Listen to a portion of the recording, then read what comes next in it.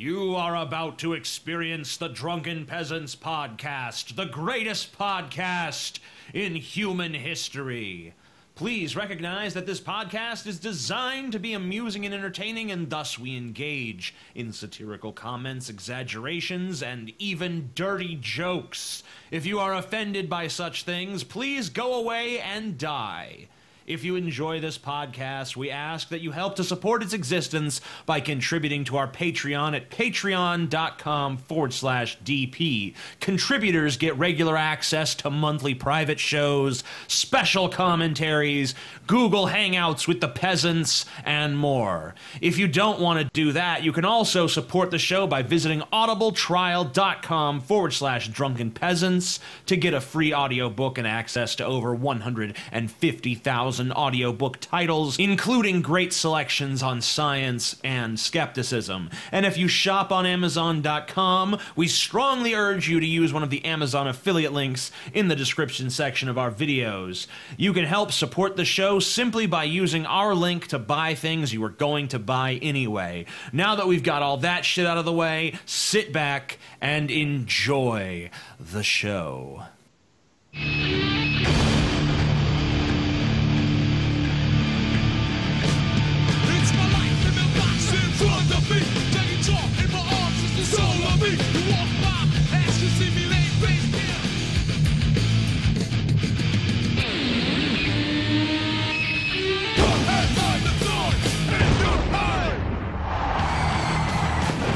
Hello, everyone. Welcome to the Drunken Peasants podcast, episode. What is it again? 163. Yeah, it's 163. Yeah. Sounds right. Last night I was so drunk I said it was 161, but it was 162. Well, you drunk piece of shit. Well, I'm not drunk now. Well, yeah, but I was. Ben was slosh Formerly last drunk night. Yeah. piece of shit. Let's just get right into shilling so that we can get to other shit. Yeah, other shit. So Let's make some money so we don't give any of it to Dave Creator. Oh my god. He loves you, TJ. Come on. Fuck you, Scotty. Shut the fuck up. Scotty's a piece of shit. Why am I slandered so? Because you are a piece of shit, Scotty. It's not even slander. Yeah, it's not slander because It's slander. He's slandering pieces of shit by saying that, honestly. Well, you know what? Then I'll represent them in court against you guys. Piece of shit will be represented properly. Yeah. They have the same legal rights as anything else. Shut your stupid, ugly ass mouth. Did you notice that the serial numbers on all the dollars are the same? So we're counterfeit money. Oh man. Yep. We're I counterfeit. never would have known that money was counterfeit. Yeah, it looks so real. Like if I saw that. a $20 bill with TJ's face on it, I'd be like, "Fuck, that's real." Yeah. Fuck yeah, it is. Shirts. We got shirts. You know it hurts. We got the shirts. We also have a promo code that will give you $10 off your purchase. It's very complicated how it's set up, so in the description to this video, you will find links to the discount for each shirt. Yeah. It only lasts about a week. The coupon code has to be explained. I know. It's what garbage. Down there somewhere. It's like you can't just at checkout type in a coupon code. I mean, but whatever. You know, follow the links below. Go to our Teespring store, and you'll get $10 off. Yeah, and if you want to see a cool montage of people wearing the T-shirts, just check out the last episode. I'll probably end up playing it again soon, too. Cool. As long as these campaigns are going on. All right, so next thing, Vimeo On Demand, $5 to rent the show. Our Patreon private show from June of this year. It did kind of get cut off a little bit at the end, but it's still pretty good. It's still 2 I think TJ was pretty wasted during that one. So. He does. Yeah. It's too bad you can't see the end where I literally murdered someone on camera. Oh, I'm glad that part got thankfully that mysteriously deleted. Destroyed. Yeah. I think actually, didn't you also tell everyone what happened in Atlantic City too? Yeah, that's probably why. It's such a shame that no evidence of that part of the show still exists till this day. Strange that happened like that, Ben. Yep. Very strange. And everyone who watched it, I believe, died under mysterious circumstances. Isn't that right? Yeah. Yeah. Yeah. It's Pretty true. bizarre. But you can watch the safe version. No one will die from this one. Also, Drunken Peasants FanDuel Fantasy Football League at fanduel.com/DP. You can Ongoing. You can win some monies. You can win $500. You can also win the privilege of You just can't win like 500. You win of defeating 150, I TJ, believe. knowing you're smarter than Yeah, TJ. When first it comes prize, to fantasy 150. These football. prizes are guaranteed. Right now, we have almost 70 players. Yeah, and if you're 30th or better, you win some money. Yep. And you can enter up to 3 times, so we you know can win TJ's 3 not of winning those. shit. TJ's not going to win it. I've yet to win, but I feel like this is my week. I look forward to taking your money again this week, TJ. Shut up. Thank you. You're stupid. I appreciate it. You're stupid and you're wrong. That's all the shilling we got. All right. That's it. Without further ado, let's bring on Paul's ego. Better call Paul. Better call What? Paul. We did. What is going on, fellas? Fucking How's it going? Paul. Yeah. Nothing. Excellent. Much, Paul. I Nothing wanted to good. pass out. I wanted to pass out some props here at the top of the show. Excellent shilling, by the way. That's one. Thank you. Thank you. so Thank you. much. Clear, experts at concise, to the point, entertaining, good shit all around. My favorite part about making that money is that none of it will go to Dave Creator. The guy. What about a dollar? Would you give him a dollar? You guys want to notice we used a different intro today? The guy who does our intro has lost his shit, and he basically just turned on us for no reason. There was not some falling out. There was not a dispute or an argument. Nope. He just decided one day, you know what? I fucking hate those guys. But anyway, we're not using his intro anymore. We're maybe looking to get a new intro made. We'll give you more information on that when we kind of decide the direction we want to go. Anyway, go ahead, Paul.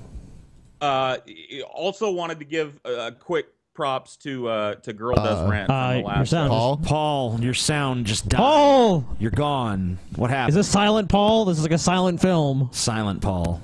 We need like the Can titles you hear to come up and tell us what Paul is saying. Seriously, what the fuck just happened? Pantomime Paul. Can you hear me? Yeah. Yeah, we can okay. now. Weird. I just toggled mute on and off, and it fixed it. What the fuck ever. Skype. Yeah. Yeah. That's Skype for you.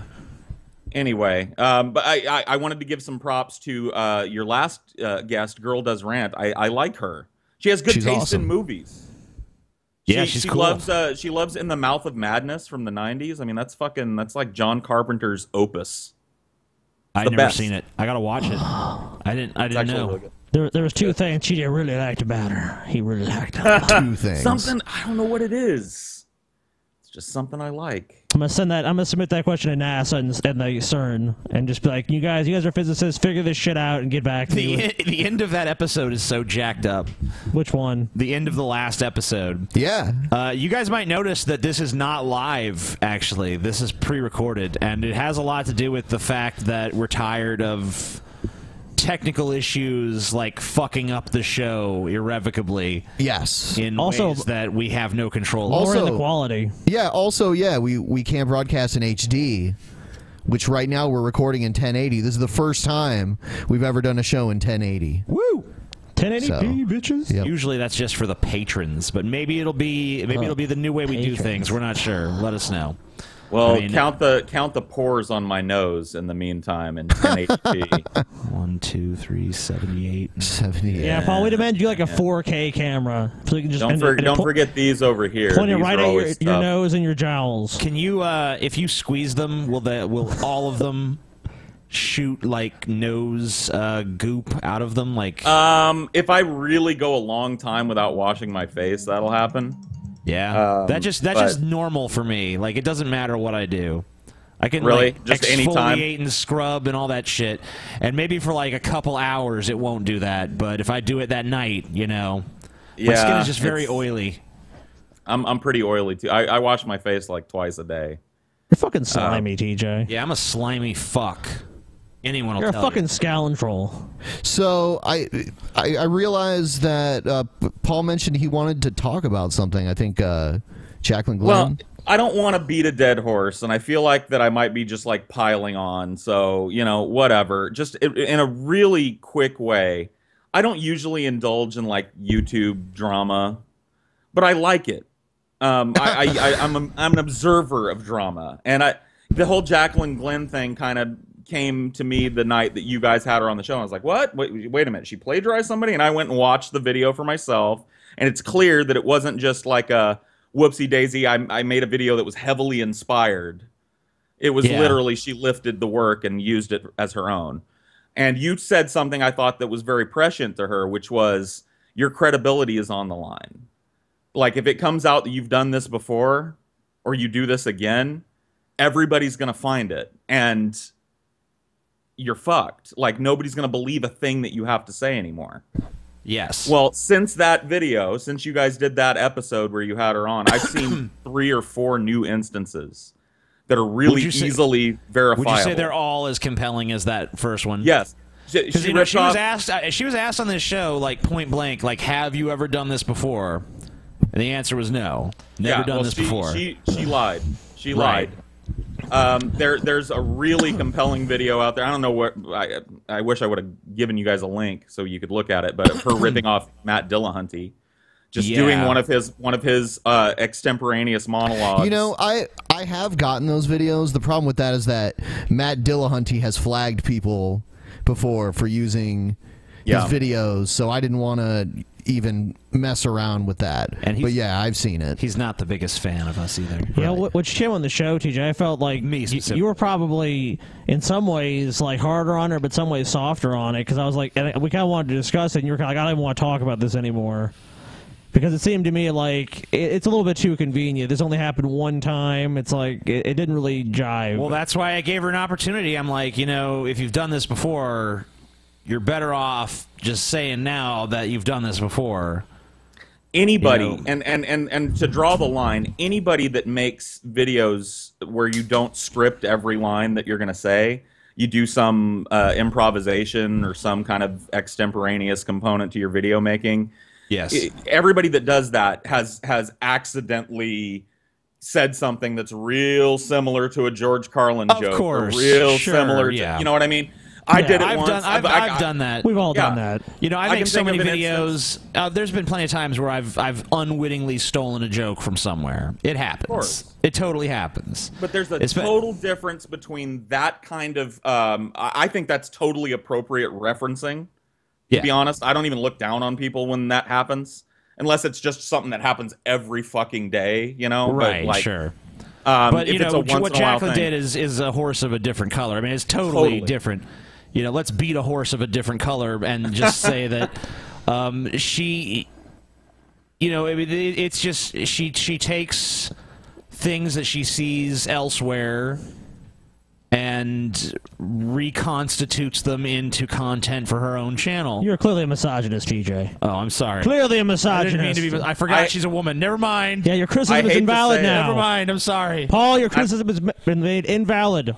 And I hate to say it too, but I got at least one of these like little video links from the atheist Rue. Yeah. He made a video recently called "The Human Centipede of Atheism," where he calls Jacqueline Glenn the end member of a human centipede of atheism. Wouldn't it be more insulting if she was the middle of the human centipede? No, because she's at the tail end. She shits out what everybody else has already said. Oh, okay. Yeah. So everybody else regurgitates everybody else until it gets to the end of the line, Jacqueline Glenn, who shits out everybody else's ideas. It's a pretty Yeah, you know, I gotta give credit where credit's due. It's a pretty good analogy. And it's pretty funny. But I mean, I'm saddened by it, though, because, you know, she's been a friend of mine for a while, and, you know, I don't know. I mean, I'm pretty against plagiarism. I mean, you know, I don't really consider myself to be a staunch moralist, but that definitely rubs my system of ethics the wrong way. Yeah, for sure. I'm in the same I don't know. boat. It's just because I relate so much to the position she's in, and I guess that, you know, I've never been tempted to do that, but I guess I can see where the temptation would be, and it's just kind of disgusting and repugnant, and almost makes me feel bad about myself, even though I didn't do it, just because, you know, it's such a similar channel and such a similar vein of content, and like imagining myself doing that and actually I mean, in a way, like empathizing with it actually makes it more disgusting to me. Well, also, how many scams have you heard about where people will come to you and be like, "Hey, TJ, there's ways to get a lot more subscribers really quick, by tricking people or by using bots," and you're just like, what's the point in that? It's not going to be real viewers. It's just going to be for my ego at that point. Apparently I made a mistake in not doing that, though, because it turns out that if you get a bunch of fake subscribers, then real people decide, well, obviously there's something to this.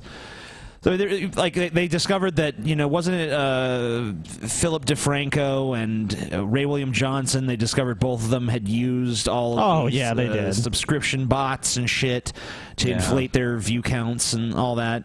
But, I mean, obviously, it gained them real audiences in the process, so... well, Philip DeFranco was maybe all about I made a mistake not being an underhanded piece of shit and doing that. Remember, you noticed he did all these really quick jump cuts. He would always use hot girls in his thumbnail. Like, he had this whole YouTube system down where it's like, in the middle of his video, there'd be a hot girl, back when there was, they just took a thumbnail from, the middle of the video. You remember that? Yeah. So it's like he had all that all these guys basically just studied the system and this is how you game the system to get views. I mean, he was smart. I honestly stole a few pages out of his playbook because he obviously had it figured out like pretty much no one else did. But the thing I wasn't willing to do that I always saw him doing was just making very middle of the road content and never taking a strong stance on any sort of controversial issue.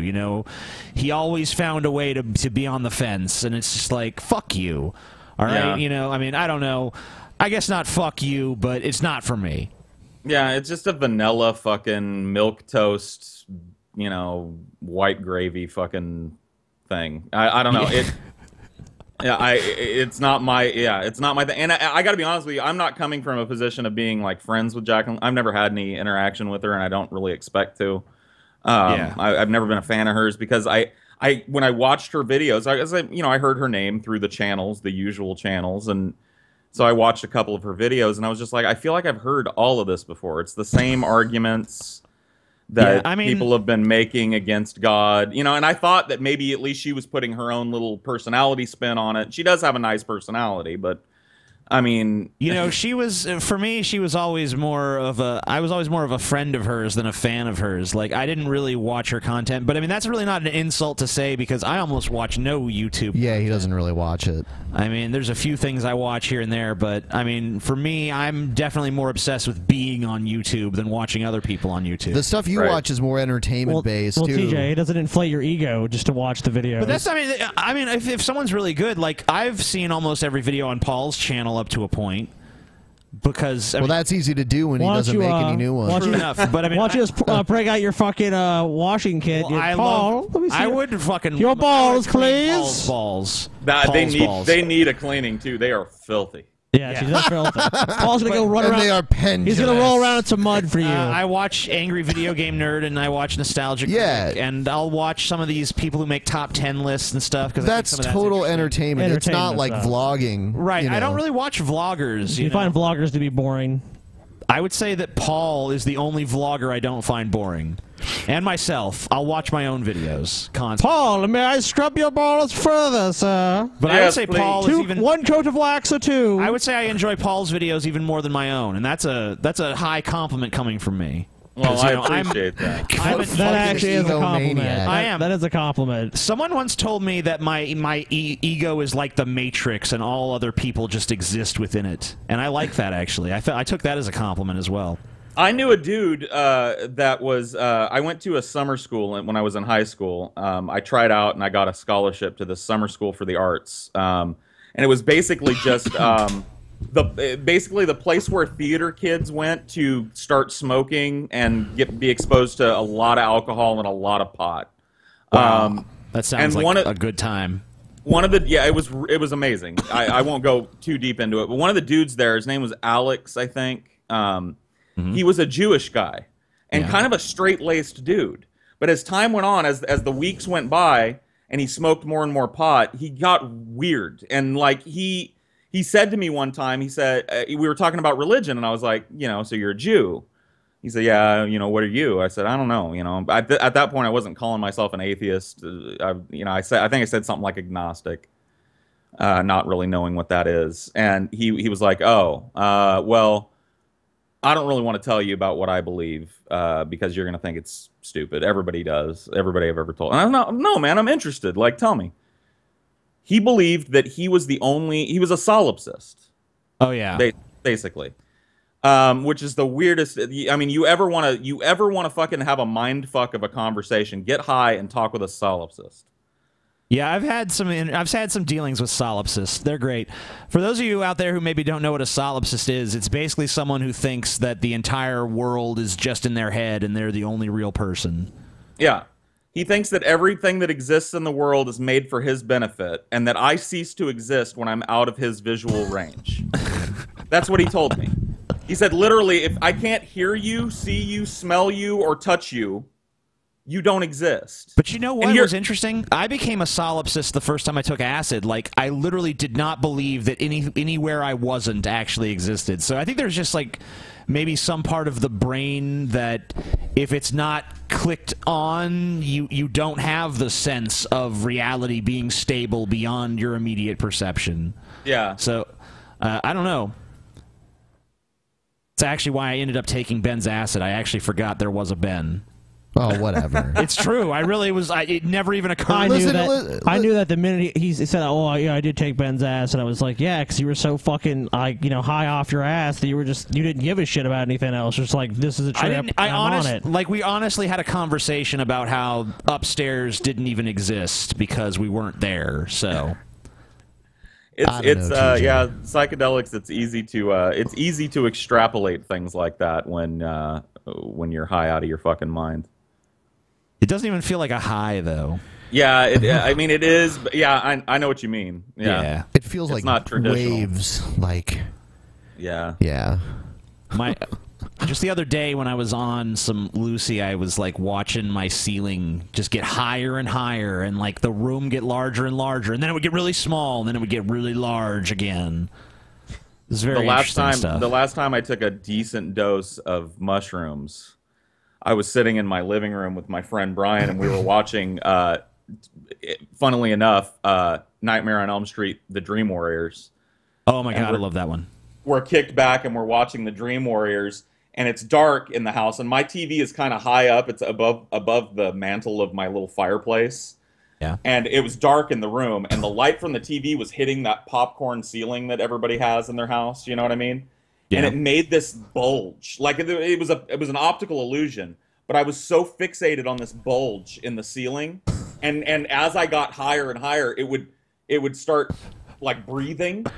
Yeah. Like it would shit pulse. Breathes. Like it's nothing would. Crazy. I've never had visuals that are like scary, like they just move real fast. Everything I see is very subtle, like very subtly tweaked, and very specific. Same here. I would say that that's been my case on the last couple of trips I took, but on another trip I took, like, everything was very, like, hyperkinetic and crazy. And I much prefer that, honestly, but, either way is fine. I do tend to find that on, like, acid specifically, I have, like, a profound sense of dissatisfaction with things, though. Like, nothing's good enough. If I'm tripping, I'm not tripping hard enough, Well, and they say never take a psychedelic. Like, always clean your house before you take a psychedelic. And I found that to be true.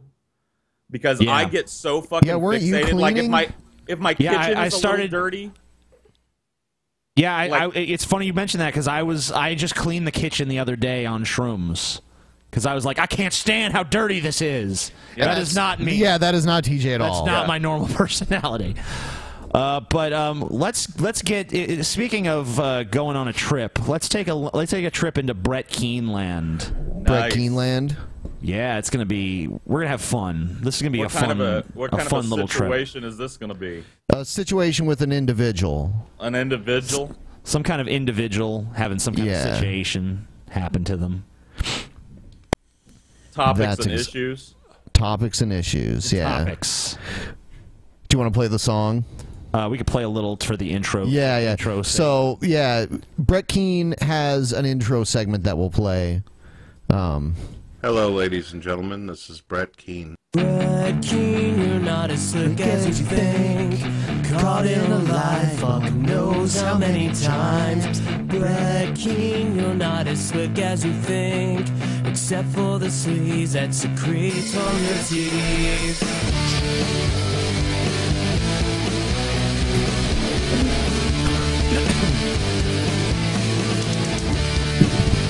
Yeah, Brett motherfucking Keane. And it's so true though. Like it's such a well produced song about Brett Keane. It's just really strange. It's sad almost that effort went into even insulting him. You know. I don't know, dude. The Brettster is worth it in my opinion. The Brettster. Well, the stallion. We're about to watch Brett Keane. He challenged, destroy, throw TJ. down. No, it's not. He's not destroying me. He's throwing he down. He destroyed you. Well, that's not the... No, Scotty. He's not trying to destroy me even. He's throwing down the gauntlet. He's challenging me, Scotty. Okay, but look, he's already destroyed you several times. Sure. You have to admit. Sure, of course. All right, well, fine. I'll give you that. Who can compete with the monstrous intellect He's of challenging you to a debate, which he is going to wipe the floor with you. I mean, he even said that we can't be a part of the debate. He's like, you know what? Well, why don't we just watch the fucking video instead of having you tell us about it? You know what? Maybe I'll do a better job in the fucking video. Well, you probably would, but that's besides the point. Fine, TJ. Fine. From God TV. Yeah. Hello, here we ladies go. and After gentlemen. 20 minutes of that shit. Keane from God TV Radio.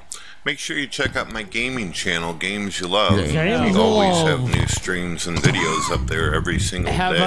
Have you ever checked out Games You Love, Paul? Just out of curiosity's sake.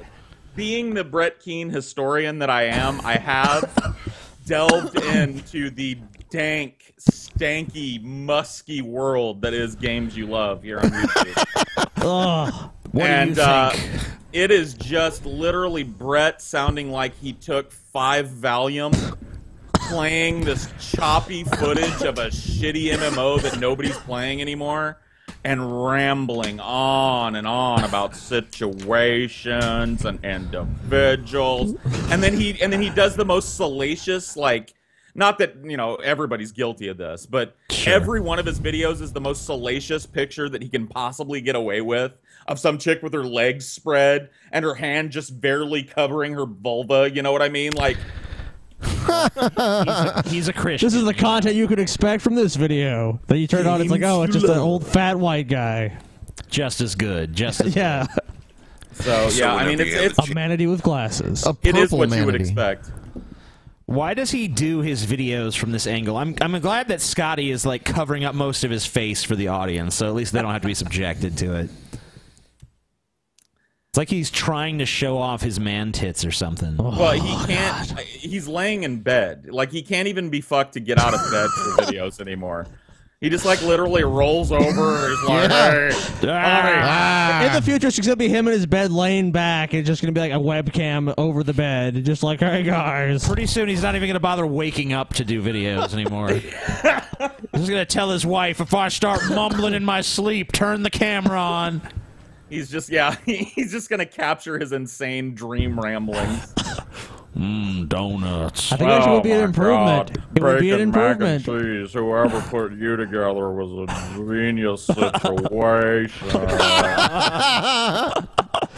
Awesome. And check out Brett Keane Superstar and the God TV Radio International channel. No one's doing that. Where we do live broadcasts. Everyone is welcome. Everyone Anyone is. can come in, no matter if you're a non-believer or a God believer. Non-believer. So anyone can come in. So if your account is Brett Keane should die of AIDS, you're welcome. Yes, he also should amend. He should amend that. I went through a little phase where my friend Jason and I were popping into Brett Keane's Hangouts when we would. He actually mentions that in this video. Oh, does he really? Awesome. Yep.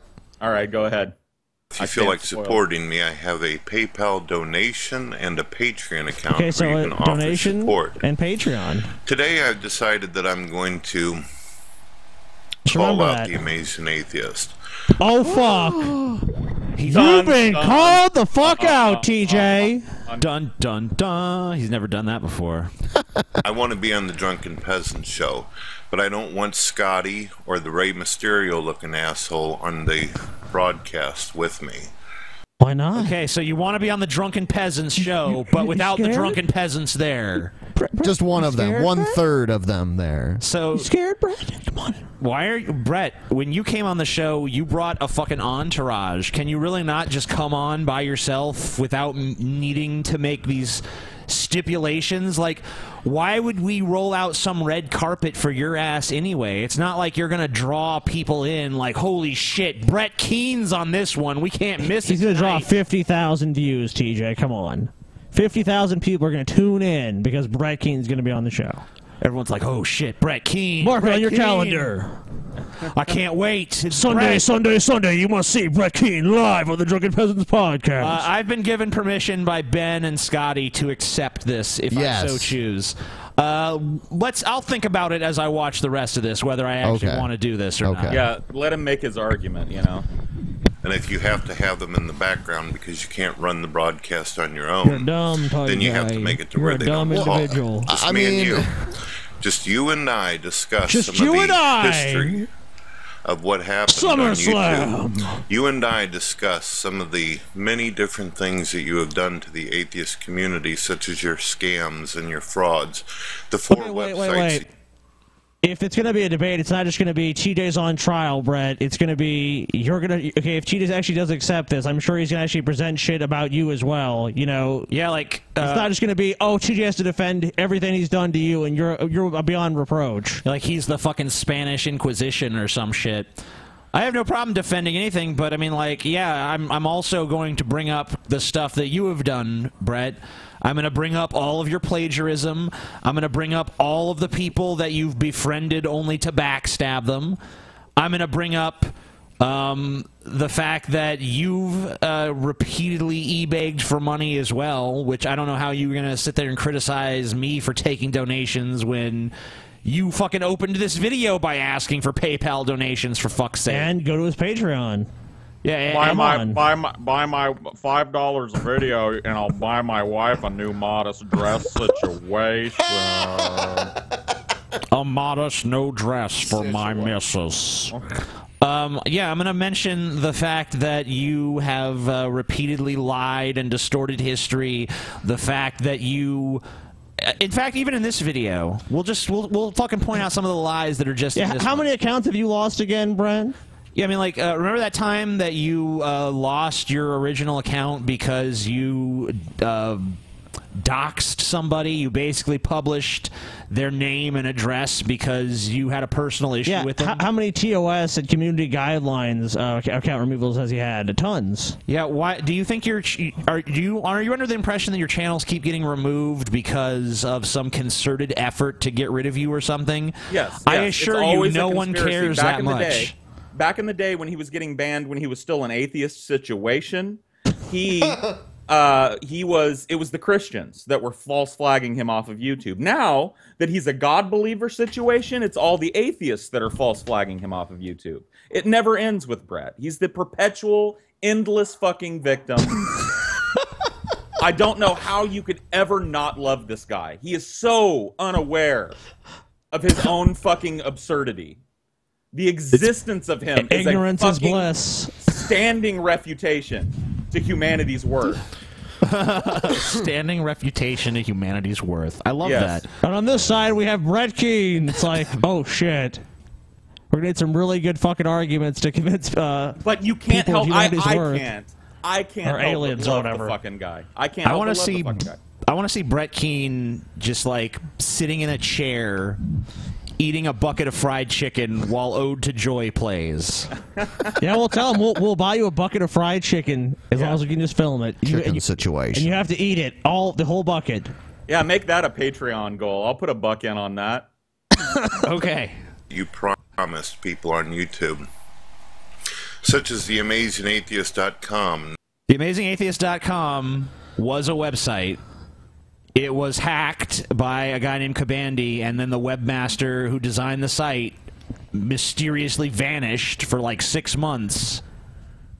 Non-productive.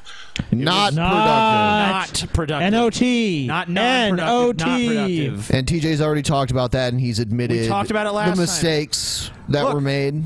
I've done, yeah, I did some projects that failed. I tried to develop several websites that, you know, unless I was a web developer myself, I probably shouldn't have fucking tried to do them. Yeah, precisely. And I see now that I was wrong. I see now that I was being naive. And that's why I'm never going to try to do that again, because obviously it's just not what I'm good at. I'm never going to again try to make some sort of site that's going to compete with YouTube. It's a pipe dream. I should have realized it then. I never did. Stupid me. But it was not a scam. And never mind the fact that this whole that umbrage is being taken with you by a man who literally pimped his children for donations. Like, he literally paraded his children. He's always saying people are attacking my family. The only reason anybody knows anything about his family is because he's repeatedly paraded them in front of the camera and made them do little bits for his fucking videos when he's begging for money. Yeah, well, he also has his wife in his videos. Yeah, at the end of every video, there's Dorn Keane. The ASU, Atheist Scum United, and Freedom of Speech Vids, you've gotten thousands of dollars off of these websites that you never refunded anybody on. Okay. Refunded what? You don't... Why? There's no... How can I refund money that was spent? It doesn't make any sense. They gave me money to build these websites. I built the websites, and the websites failed. There's no... what am I supposed to do? Like, am I supposed to, like, go to the, like, international internet bank and turn in my website and say, excuse me, I'd like to, you know, this website isn't working for me. I'd like to just cash this back in and get all the money back from the developers and shit who worked on it. That'd be nice, thanks. And then I just get the money back, and then I go and give it back to the people. I'm sorry. Those were bad business ventures, okay? If you invest in a business that fucking flounders, you don't get a refund. There's no money to be refunded. It was all spent on the development of the fucking websites. This is pretty fucking obvious shit. I can't believe I have to honestly sit here and explain it to you. I'd like to talk to you about the Katrina thing, too. It was one of the few times you've ever done a charity on YouTube. Okay, I've done tons of charity shit on YouTube. When did Brett Keane do a charity thing? Never, that I can recall. Has Brett Keane ever done... You're a Brett Keane historian. Have you ever seen Brett Keane do a charity drive or anything like that? Unless you think him, quote, end quote, losing his house is a charity situation, then no. I've never seen Brett Keane do a single fucking... Well, actually... He supposedly tried to help out some girl that a trans woman that he's friends with. Like, so I'm sure he's probably done one or two things, but I mean, come on. Like, what's his problem with your fucking charity work for Katrina? Listen to it. He doesn't even know what it was even about. He's totally talking out of his ass. Because it was you did the pets, right? Right. Right. Yep, golf pets. Well, listen to his thing. Okay. And you stated that you were going to give money to the people of Katrina. No, wrong. Nope. Animals affected by Katrina. You don't even Katrina. understand. Okay, we did a fundraiser for, like, displaced pets and shit. Pets and animals that were displaced by Katrina. Oh, you know what? I'm actually confusing. We did a thing. It was for the oil spill. You did something. You did something with Healthy Addict, right? Yeah. You did like a charity thing with her. Okay, oh, yeah, well, that's a true. separate thing. That's so a we separate... actually did two Katrina charities. Yeah. And yeah, we did one for oil spill cleanup shit, and we did one for the Gulf pets, and I think we did something for some equine stuff as well. And you, TJ, like me, have probably done a couple, at least, like appearances on, like, live streams for Doctors Without Borders. Yeah, I did one for Doctors Without Borders for DP Jones back in the day. Wow, God, that was a long time ago. I did. Me and my audience raised over $12,000 to build wells in Africa to help impoverished Africans get regular access to clean drinking water. Listen to what he says next, though. It's like, okay, but here's the reason why he's suspicious. But it was your own PayPal link. You didn't give a link that actually went to Red Cross or some kind of charity site. The money went directly to you, and you promised that you would offer some receipts, some proof that it actually went to the different companies. I would also like to... So because it went to my PayPal, and I don't really remember the thing we did with Healthy Addict that well, but at least in the Gulf Pets thing, yeah, it did go to our personal PayPal, but we even had the spokesperson for Gulf Pets on the fucking show. Do you really think like we're gonna like pull They were one in over? on it. Yeah, They like were in Gulf on it. Pets was in on it too. We just told them we were raising money for them when actually we weren't. Well, it was Not- you and and, not to that mention- guy. Not to mention getting a PayPal that is verified so that I just recently fucking had to do it. And it takes like 4 fucking days to get all the shit verified so that you can send and receive money. So if somebody's already got one that's verified and ready to go and you're trying to put on a charity thing, it's one less thing you have to worry about. Oh, we actually got flagged by PayPal when that happened. I remember that. We had to actually have the head of that, I think it was the ASPCA of New Orleans or whatever, send them a letter. Yeah, we did. That's true. I remember that now. Yeah, we actually had to get the ASPCA to send a letter that was, you know, basically confirming that the money was actually raised for them before PayPal would release the money. But you know, Brett Keane doesn't. I mean, Brett Keane doesn't know about any of that. How could he know about any of that? That wasn't even public information. But to just say that because it went to our own personal PayPal, that obviously we just like took it and fucking spent it or something. Obviously we did, you know. But that's why every time we went to Vegas, it's because of people making accusations like that. That when we did the water charity, we fucking had them go directly to their website. But you know, a lot of websites didn't have that at the time, and now there's websites where you can go that you can raise money for any charity you want, and it just you don't even see the money; it just goes through the website. But that didn't exist at the time. There was no other way to do it. You know, I mean, just to keep this in perspective, all of this critique is let's look at another Brett Keane foible. All of this critique is coming from a dude who made a video begging for $3,000 to save his home, which he claims was being foreclosed on by a shady landlord that he was renting from. Yeah, I don't buy He needed it. $3,000 to bail him out. Okay, that's fine. Whatever. You want to try and get people to donate to you, that's fine. 2 days after he uploaded that video, he uploaded a video going through in detail his fucking Amazon wish list. And guess how much that owl added up to? It was about $3,000 worth of camcorders Shocking. and TVs and a new laptop and World of Warcraft subscription time. Just real basic human needs, you know, like shelter and food and fucking an iPod that was pink for his daughter. I mean, come on, dude. You can't live without those items.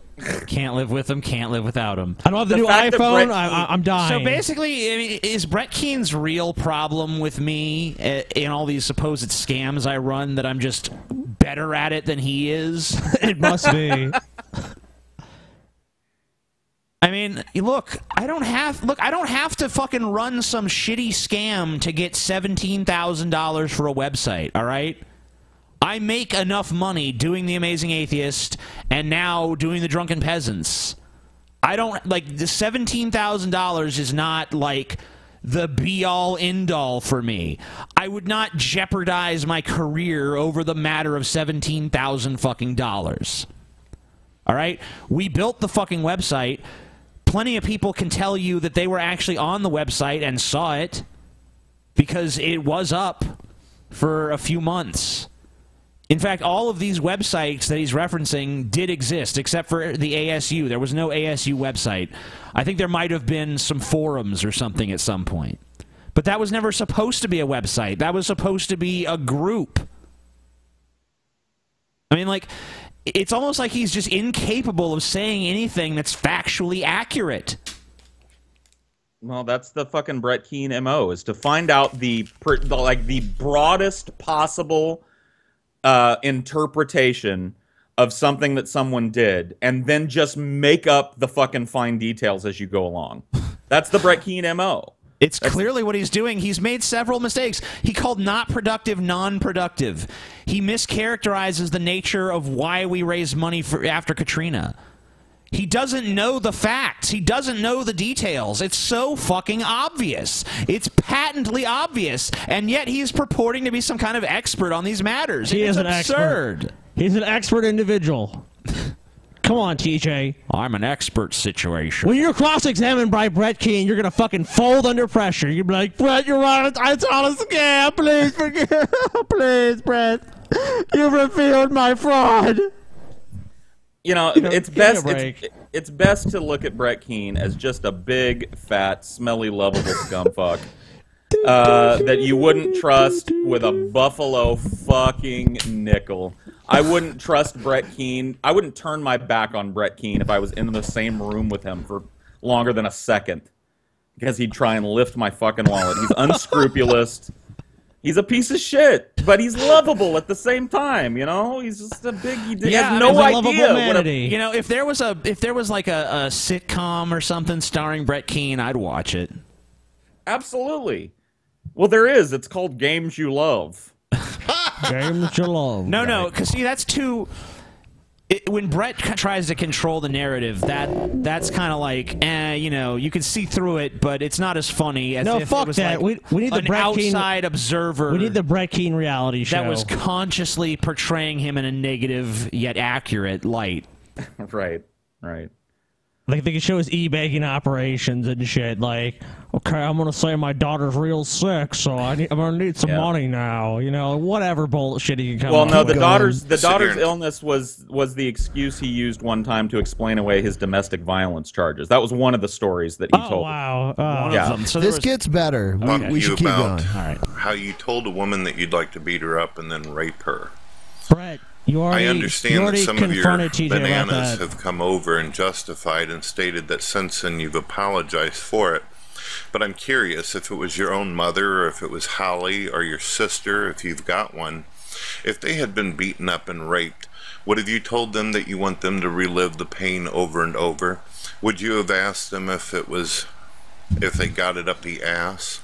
Would have you told your own parents that you wanted them to drown in their own rape semen? I'm just curious. The same bullshit. Okay, you brought this shit up during the fucking show, and I fucking addressed it to you, and you acted at that time as though you were satisfied with what I said to you. Okay, but it's a bullshit emotional appeal argument. It's like saying, okay, you're against the death penalty. What if your family was brutally murdered? Would then you support it? It's like, no, because it's an ideal or principle. It's nothing to do with just some emotional reaction. Like, oh yeah, you know what? Now that you've made an emotional appeal reaction, I have to act in this irrational way.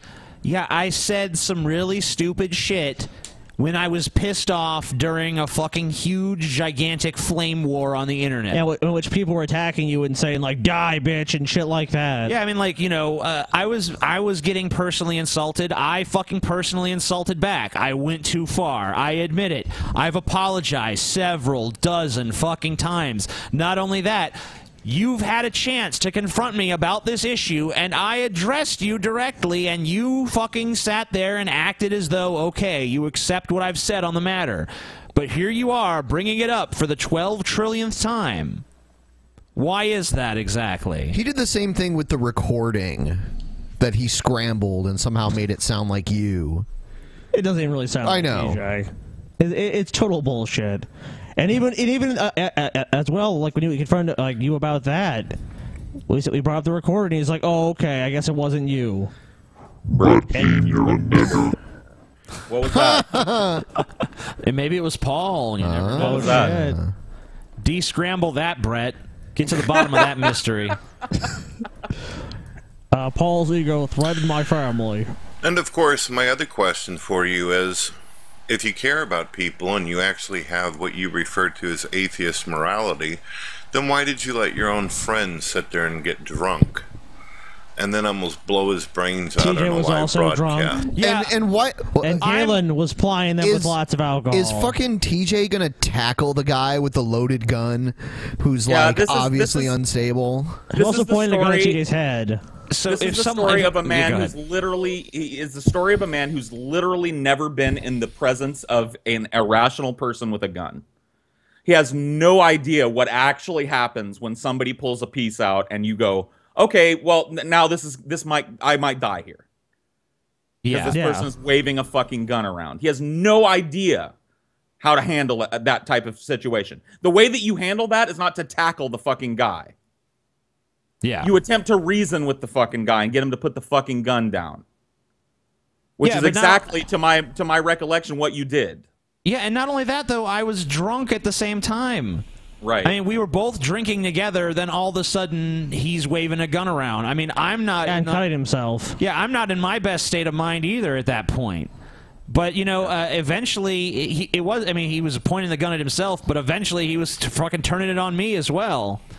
And, you know, honestly, while the show was still going, I thought he was just being theatrical. I really didn't know that he was being serious about this whole gun shit until the show ended and he was still acting crazy. Like, I thought he was hamming it up for the camera because, you know, he was a YouTuber like me, and I can definitely see how I get carried away with the performance By the way, sometimes. Speaking of fake Sagan and Brett Keane, didn't Brett Keane send a fake email to himself saying it was from fake Sagan? Yes. Oh, yeah, he did. He did do that. Okay. That was where the whole water-headed babies comment came from. You know, and the thing is, I know Case well enough to know that if Case had said that, Case would have owned up to it. He wouldn't have been like, no, I didn't say that. And this was not years later he was accused. I mean, it was like Brett Keane put this out, and fake Sagan made a video immediately just refuting it and explaining why it was bullshit. And that was pretty much the first time I started to question Brett Keane's narrative and ask myself, you know, I don't think I turned on Brett at that time, but it was definitely the first time I was like, well, maybe this guy is not, you know, as scrupulous as I think. It was the first whiff for me that something was rotten in Denmark on Brett's channel. That there was something for stinky. you too, huh? Yeah, absolutely. Yeah. Was that fake Sagan drama that was just so... It seemed so stupid and pointless. And like you said, knowing Case, he would never... If he had called Brett's kids water-headed idiots or whatever the fuck, like, he would have just said, yeah, that's what I said. Yeah, he would not have denied it afterwards. No way. And he would have just said it in a fucking video. I mean, like, we're talking about a guy, fake Sagan, who's like bread and butter on YouTube at the time, was making YouTube drama and ponage videos against people. Yep. So he would have had no problem saying that to Brett Keane's fat fucking face, or at least on the internet equivalent of doing that. What kind of human being does that? You've accused me of a lot of things. For an entire year on YouTube, whenever I was just starting out and you were starting out, you spent a year accusing me of all kinds of shit, and I ended up... That's not true. I was your fan for probably the first year you were making YouTube videos. Yep. This is once again, this is Brett Keane. Now it's time for him to, for the literally, like, probably the 15th time, completely revise his internet history. It's funny because months ago, not even a whole year ago, he made a video basically being like, the Amazing Atheist was a fan of mine. Yeah. And he like played a clip of TJ talking about how he was a fan. Now you had it out for him from the minute. Yeah, now he's claiming from the start that you were just firing shots at him, and he was refuting allegation after allegation situation.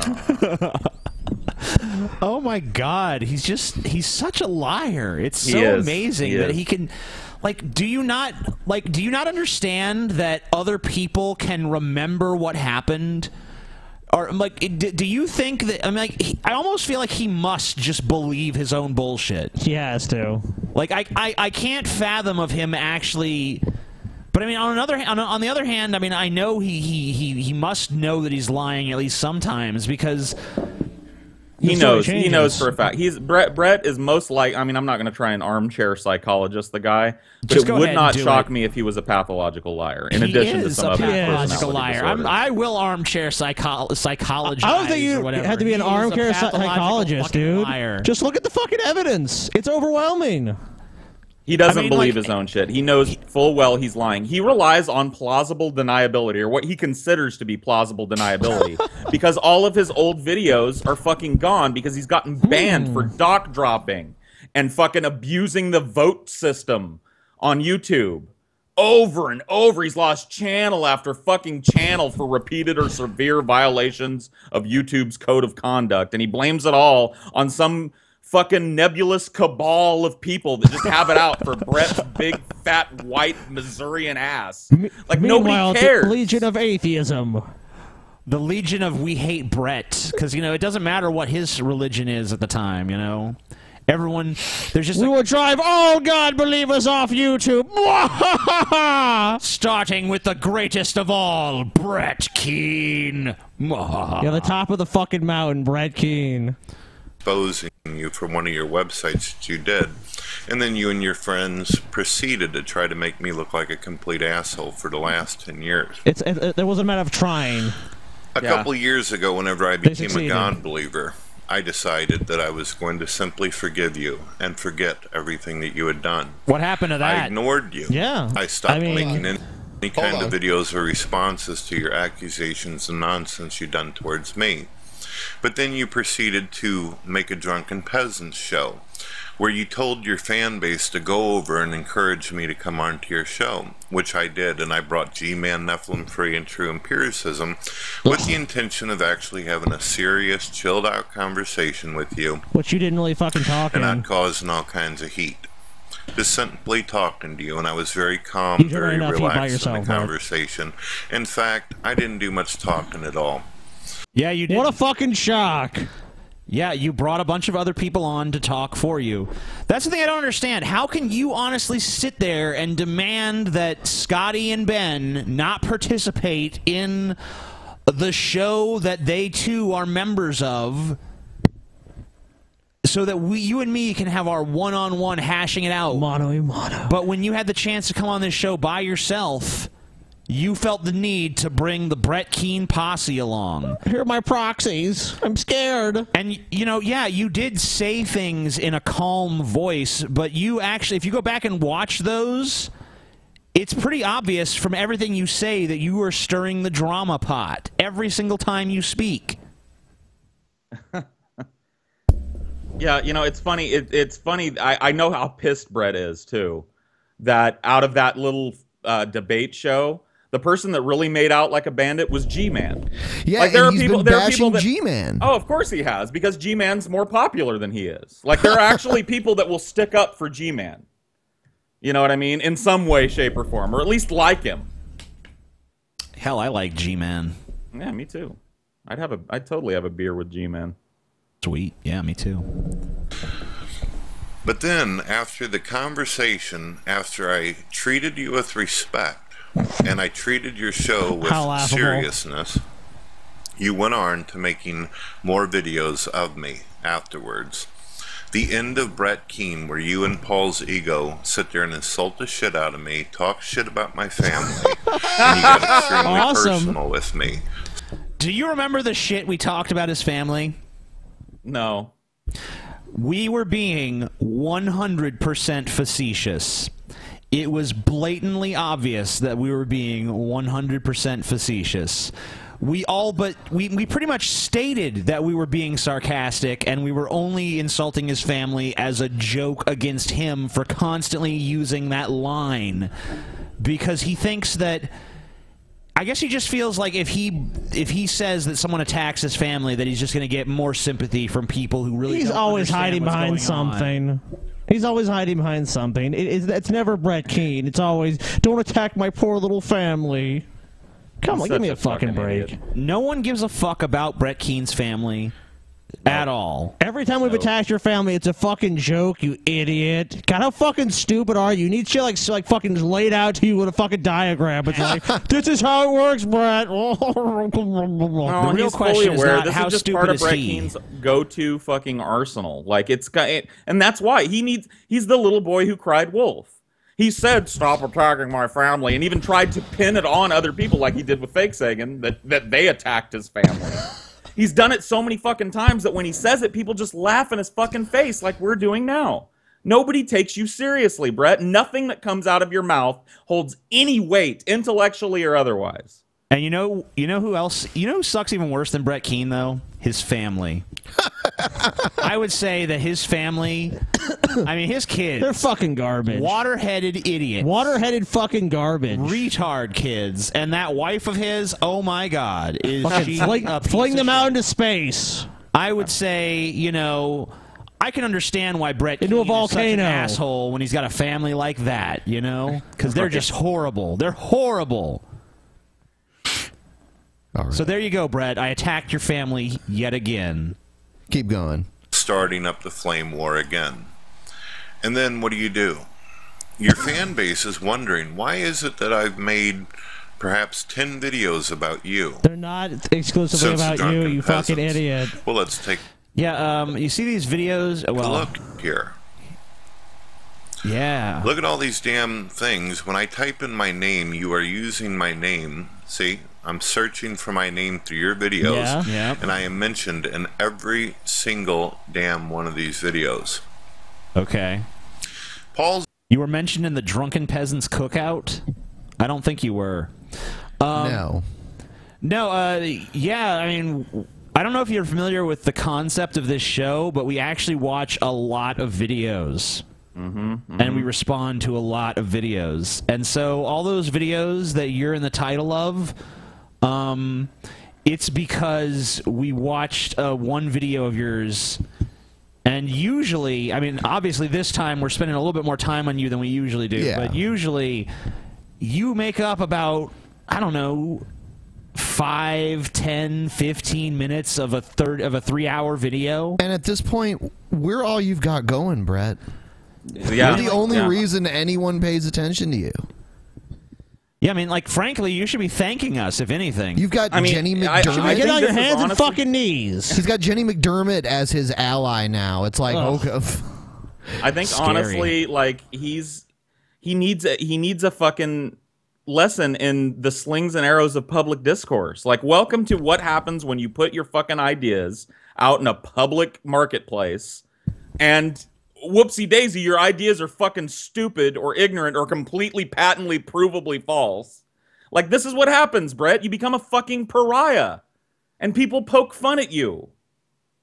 That's why your name comes up on a bunch of Drunken Peasants episodes. We're And milking the tit. We're milking your teats for all that creamy Brett Keane cream Pause cheese. the string. The thing is, too, like, yeah, I mean, we'll make fun of Brett Keane because it's impossible not to. But The man looks like a fucking manatee. Come on. yeah, but I mean, like, at the same time, we actually go in his videos and refute his points. If you watch his videos about me, it's not him. Character assassination. It's not him going and looking at arguments I made or ideas I've had and criticizing those. It's 100% character assassination across the board. It's almost TJ. all completely disingenuous and dishonest. Yeah. It's always, oh, look at this clip of TJ saying the N-word. No context, no He's fucking... racist. Nothing else. Just, TJ said the word nigger. He must be a hardcore racist. TJ's a Klan He's going to member. get into that, actually. Zigo, Hold on. he ended up coming into my live hangout even though you claimed that you would this show concerns up. you. Yeah. And he brought a guy with him who apparently some people think is related to you. And this What? guy... Okay, first of all, I don't let know. me pause this Fuck. immediately. Yeah. Let me pause this immediately because already the lie has started. Nobody thinks that Jason has anything to do with the Drunken Peasants. He's never been on the show. The guys don't know him. You guys have never met him. I don't know. He and him. I explicitly went in there because we wanted to have fun laughing at you. So it had nothing to do with not that they would like want to distance themselves from that, because that's what we're doing basically now. Yeah. But that's the truth of the matter. Nobody's like, is this mysterious Jason guy have something to do with the Drunken Peasants because Paul's ego has been on the show? Retarded. People think he said that people think that Jason is related to me. Oh, Like I think he means like an actual familial Like a relative of yours? relation. Yeah. I don't even understand. Even I think that's what he's trying to even say. if that were true, what does that have to do with anything? Nothing. Black Nothing. Christian friends nigger over and over and referring to people as faggots. It doesn't He's saying really... your friend did that, Paul. I believe he did. I believe he did. Jason is not that it really matters. Jason is a gay man, and is not a perpetual victim who thinks that the word faggot somehow shatters his self-worth. So he probably did call somebody a faggot, and I have heard him use the word nigger before. It's not a word that I toss around a lot, but he he can defend himself. Like if Jason wants to make a video defending himself, but the entire point of this is that he has something to do with you guys. Like he's either related to you or he's part of the show. Like he doesn't. He's a really good friend of mine, and if you have a problem with him, take it up with him. You know. It's not tough. Tell him to show up to the next Brett Keane hangout so Brett Keane can talk to him, because everyone's welcome. Brett Keane insta-kicks he and I now. No, he said everyone's welcome, so he won't do that now. Yeah, everyone that isn't Paul's Ego or Jason or somebody that's going to call him on any of this There's a lot of people that just do not want to have a discourse with you, Paul. Vigilant Christian. He's just terrified. I'm telling you, I sense the doors closing in my life. You know, just everywhere opportunity is just being shut. Because Brett Keane won't have me in his fucking hangouts. Whatever am I going to do? How am I going to live my life, guys? I don't know. And never talk to the vigilant Christian Mario ever again. How am I ever going to fucking survive? Oh, you're definitely talking. Suicide is the only Mario answer. Again. Come I don't care what he says. It's happening. I'm thinking that, you know, maybe you won't talk to him, but maybe Satan will talk to him, you know? Or maybe the true Scotsman will make an appearance. I don't know. Maybe someone like that. Hold on, there's a little bit. There's one other thing I want to show from this video. You might have from me to remember a time when you did a video that I actually have up on my YouTube, where you flicked a screen off, you gave the middle finger, and you said "fuck your god, nigger." Do you remember that? Kind of. But yet you had the audacity to sit there and tell Atheism Unstoppable on your live broadcast that you would have more respect for him if he would just admit that he's a racist. Well, you are a racist, so of course. Well, you know, I tell you what, Brett is right about this. We all know what defines a racist is contextual use of the word nigger. That's definitely what. When I think racism and racist in my head, I think of in context use of the word nigger. Personally, that's just me. Yeah, that's what it is. It's nothing to do with actually having, you know, strong racial biases or, you know, grouping people together just because their skin is the same color or believing that one race is superior to another or something like that. That's not racism. It's when you say, fuck your god, nigger. That's when you're racist. That's when you're officially racist. Well, TJ, look, I mean, you used a word that a lot of people will find offensive. I don't remember what the context is, and obviously he's not going to provide it. You're a racist. TJ, look, did you use the word or not? Yes, I did. You're racist. Racist. That's all there is to it. I've also used the word cunt, which means I'm a flaming misogynist. I've used the word faggot, which means I'm a homophobe as well. So homophobic. My gay half is Have you ever criticized Islam? Oh, yeah, yep, I'm an Islamophobe. I'm also an anti-Semite, though, because I criticize the Jews as well. Wow. Disgusting. You're a horrible person. You're not very PC, Paul. Yep. Un-PC. Very un-PC. What kind of asshole sits there and makes a video sitting there telling people, fuck your god, nigger? What I don't know. Asshole does that? You just said it, Brett. I think maybe you're racist too. So if you've got the balls, which we both know that you don't, we've all seen the naked porn videos that you put out there. Hey, wait a minute. My dick is small. My balls are pretty huge. I don't know what you're talking about. My balls are like giant, pendulous fucking orbs of greatness. You obviously have not seen this video. You should have said you don't have the dick. You don't have the dick, TJ. Yeah, you know, if you said that, it would at least make sense. You don't have the dick to stand up to me. After all, Brett, like, how do you stand to even talk about the subject when it's your balls that produce those water-headed idiots? How does Brett even stand? Like, literally, the act of standing seems difficult. He makes his videos like fucking lying, just kind of leaning forward on a pillow, like, oh, this is such a workout. Oh my. And I can say that that's a very small microtransaction you got going there. Okay. And we can see that you put my name in your tags, and you've been showing up above my YouTube channel with your troll videos and insults toward. Well, that's just get fucked, Brett. Get fucked, Brett. when forever and ever, when anybody Googles your name, the first thing they're gonna see is a fucking Drunken Peasants episode where your entire life is critiqued, and your fucking Encyclopedia Dramatica page. Fuck you, Brett. Get fucked. Nobody cares about your videos. That's just wonderful. Someone puts it, I just imagine someone like, I'm gonna look up this Brett Keane guy and just seeing all this bad shit about him. Like the first thing is just DP, like the end of Brett Keane just coming up. That's a beautiful thought. It is nice. To me, face me one-on-one. Let's sit here and have a talk about some of this shit. The only way I'm going to stop nailing you over and over for every fucking crime against humanity that you've done on YouTube Crimes against humanity. You're literally like the butcher of Krakow now. TJ is the UN Human Rights Council is currently investigating TJ. Oh yes, like the of guy course. that ran Dachau and then TJ. Yeah, we're the same. And TJ may have been in Serbia in the 90s. Yeah, and remember that whole Rwanda thing? Yeah, you were there I had a too. hand in that as well.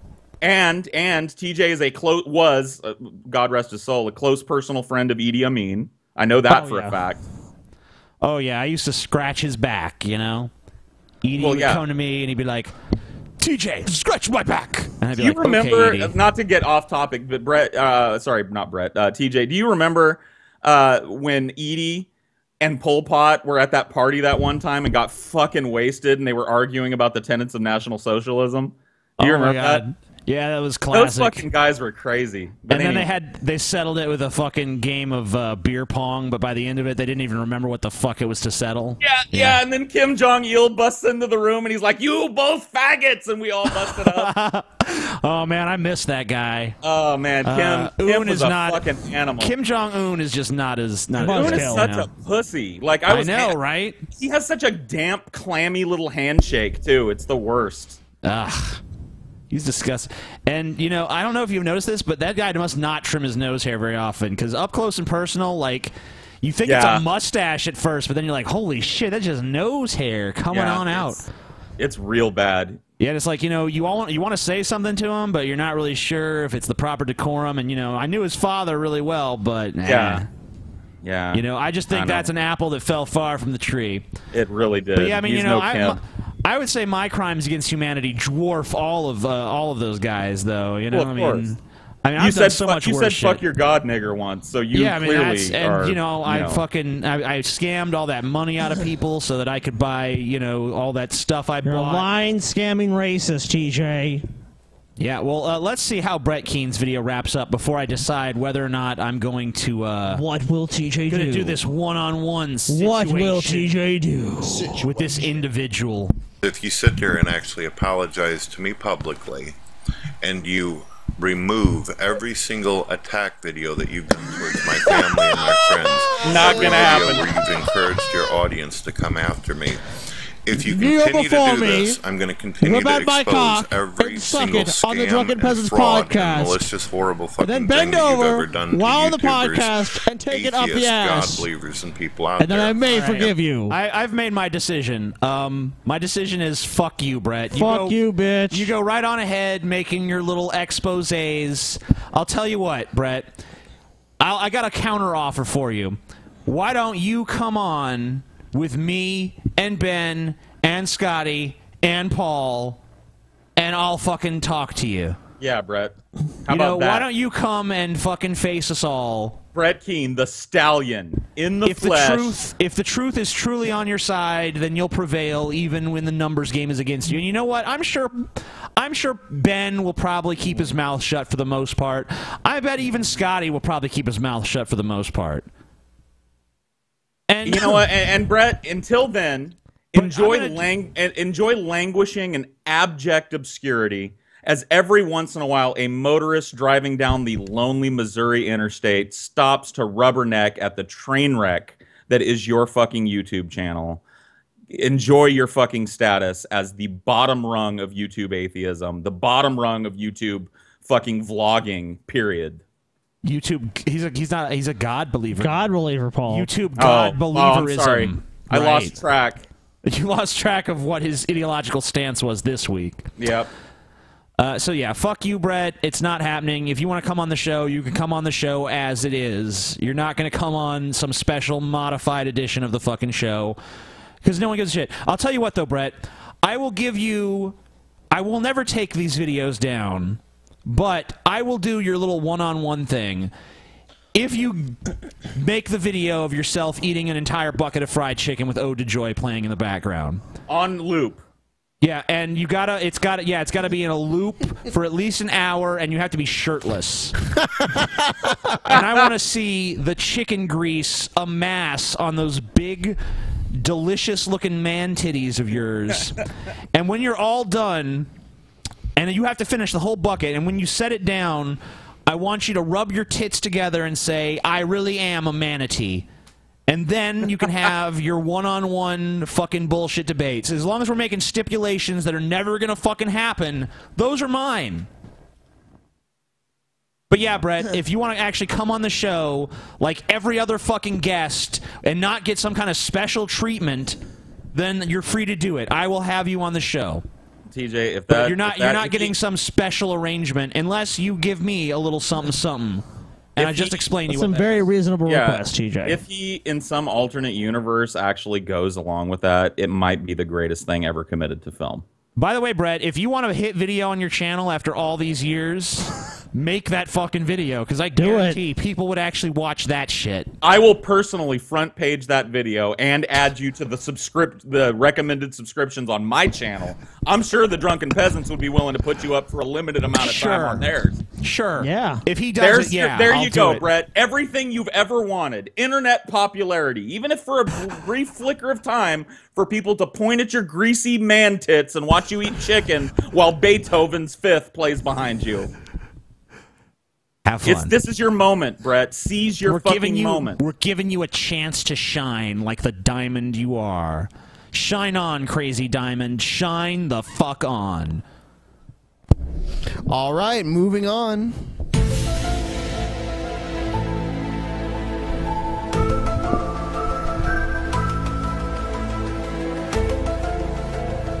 Crazy people.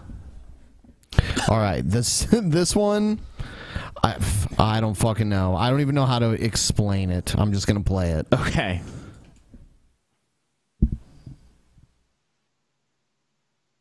Okay. Atheist witch is what it says. Okay. Alrighty. My name is Dakota. Some of you may know me as Azraya, but this is my new channel, and so what I'm thinking is I'm going to be talking about different topics and talking about them while I'm doing my makeup every day, so you can kind of see some of the makeup that I do. I am a makeup artist living and working in New York City, and I love what I do, so I can't ever really get enough of makeup. I'm going to do like a 5-minute smoky eye, and during that, I'm going to talk about atheism and how it relates to my beliefs. Alright, here we go. Okay, so I had a really long day at work, but I got off early, and I've just been wanting to start this channel, but I've been trying to, I want to start it on the right foot, and I just haven't had something that really inspired me. But today, a good friend of mine, Kat Black, who I am on her show Teas and Kikis regularly. Is it really a makeup tutorial if you don't explain what you're doing? I guess not. You Not know, a troll. I mean, oh well, it's not even a troll or not a troll. But okay. That was great. Not a troll. Yeah. It's not a troll. Sorry. Yeah. No, it's all right. This is crazy. That's awesome. I do have a troll or not a troll. You do? Available Nice. though too. Yeah. Well, maybe we'll watch that after this. Yeah. And then we'll go back to crazy people. Okay. Subscribe to her. She's incredible. Basically, she made this post about, and hey girl, about atheism and, you know, how it's actually defined. I understand atheism a lot. For those of you who don't know, I'm a pagan. I'm a practicing witch. And it might sound weird that it's like, you know, like Yiz says, hocus pocus and shit.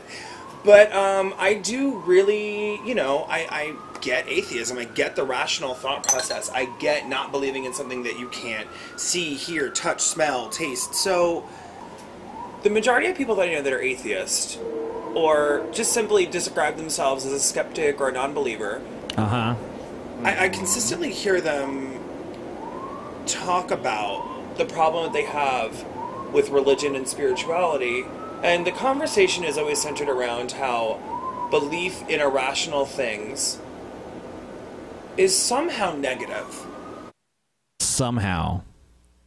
What do you mean somehow negative? I don't know. Belief What in the fuck- irrational things is demonstrably negative. Yeah. Right? I mean, when's a good? I mean, I can think of a few very very tertiary examples of when belief in an irrational thing might not be a wholly negative, but they're such extreme examples that doesn't even bear mentioning. Like somebody dying on the sidewalk and asking you to hold their hand while they die and pray, or something. Let's say you. If I was an atheist and I was like, "No, fuck you," and die, Yeah. then that would be pretty, nasty. And if it helps ease their afraidness, their fear into death, then you probably did a good thing. Right, but I mean, if you believe something irrational, like cheese cures cancer, so I don't need chemotherapy. Yeah, no, that's demonstrably bad. Right, that's going to have. Yeah, you're going to make bad. See, the thing is, you make decisions based on what you believe reality to be. If you have a distorted view of reality, you're going to make distorted decisions that are bad. Well, I think cheese cures cancer. What is going on with the aesthetic of this person, too? It's like, okay, I'm going to kind of... So now you're look-shaming? Yeah, a little. I'm not You're shaming. look-shaming! I just don't get it.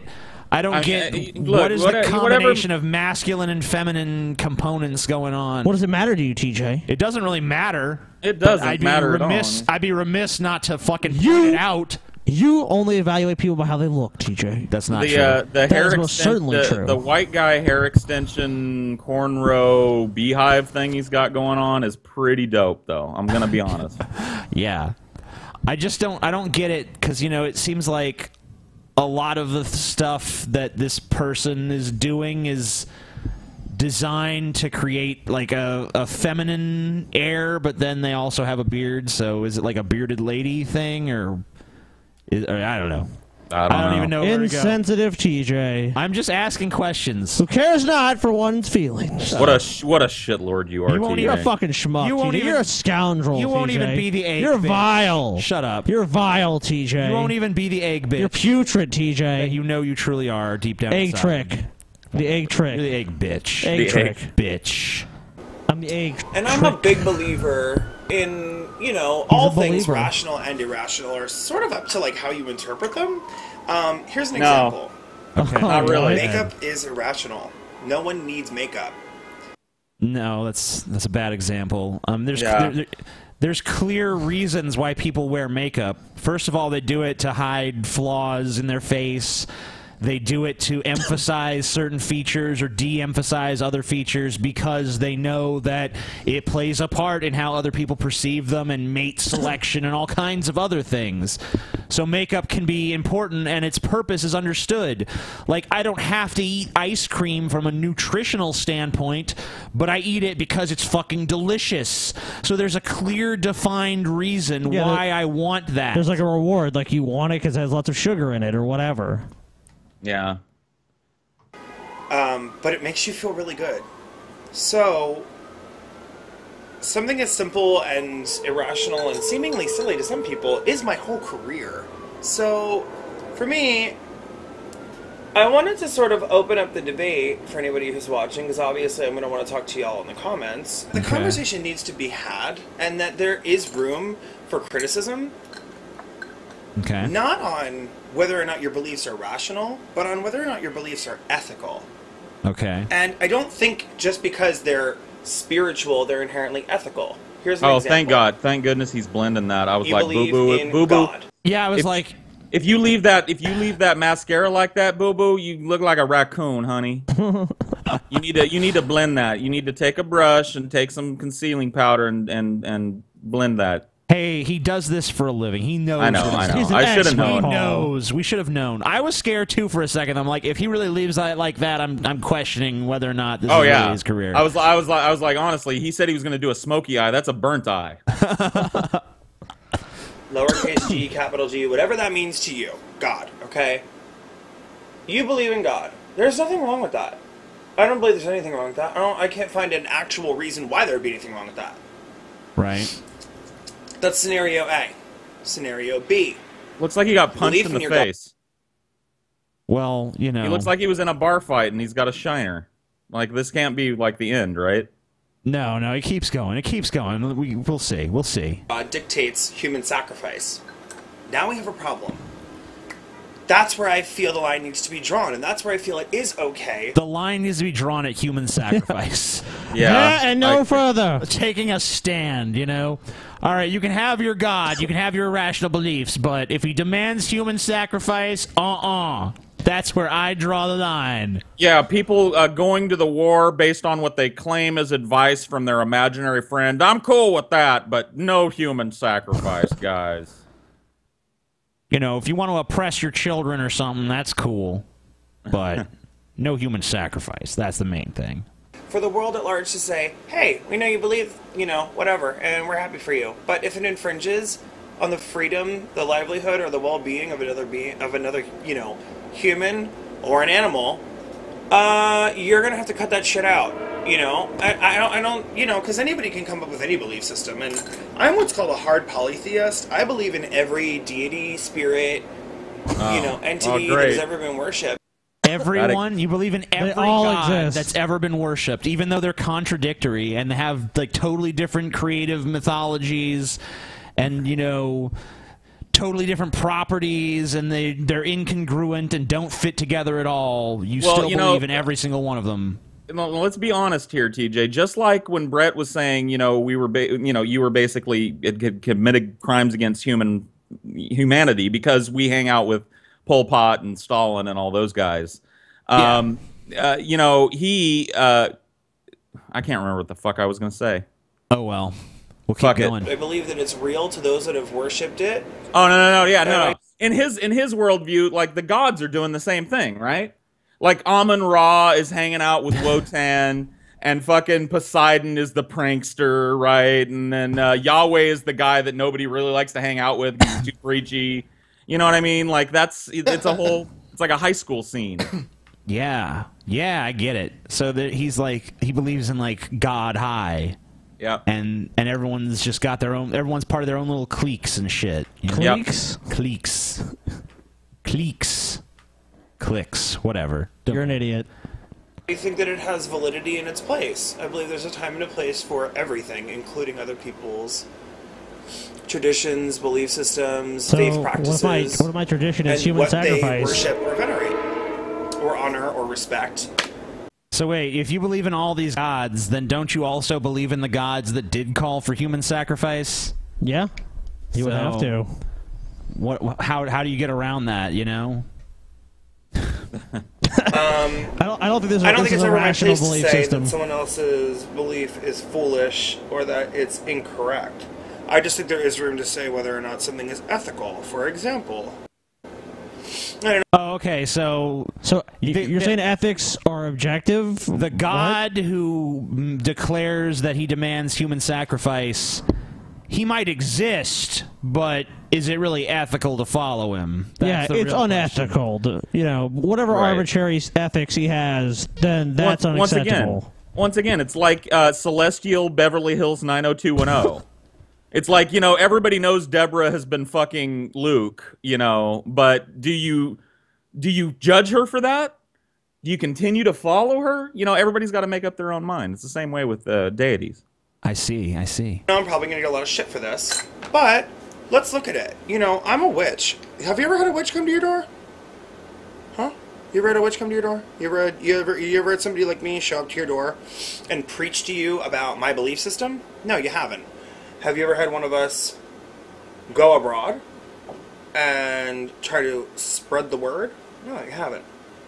I just think... I don't know if there's not that many of you, you know? Well, and I don't know if that's exactly true. I'm sure that there are, like, you know, witches that go to conventions and protests and shit, you know, in the name of Wicca or whatever. I've not really had too many religious people in general come to my door. Pretty much just like Jehovah's Witnesses and Mormons. Yeah, Mormons, those two. yeah. Those are like the ones where it's actually part of their religion to do that. Yeah, I mean, like most other... I've never had a Catholic come to my door and be like, hey, Catholicism, you know? I've never had a Protestant of any kind or... any of like the Baptists or I've never Lutheran. I've never. No one else has come. They wait for you to come to them. I answered a door knock from a bunch of Jehovah's Witnesses one time, and it was when I was living in my old apartment. It was like early in the morning for me. It was like, because they always come on like Saturday morning or Sunday morning at like 9 a.m., which maybe for most people that's when they're up, but like for me, I stay up pretty fucking late on the weekends, so I'm tired and shit. And I go to the door wearing this Marilyn Manson t-shirt. Yeah. And it's the one of his face, and it's kind of like two different makeup styles. The classic one that you've seen. I used to have that. And I'm looking all disheveled and shit. I've got fucking a giant gut hanging there, and I'm in my boxer briefs and socks like that don't match. And my sideburns at the time were probably out to here. I had these big, Admiral Burnside fucking sideburns. And so I answer the fucking door, and I shit you not, there's a little old black lady with them, and she goes, "Oh Lord Jesus, good Lord!" As soon as she saw me. Oh Lord Jesus, good Lord! You need to be saved. Oh man, so yeah, I needed me some Jesus or some Jehovah or whatever the fuck it is that they're spin on the fucking Bible. Did you get saved, Paul?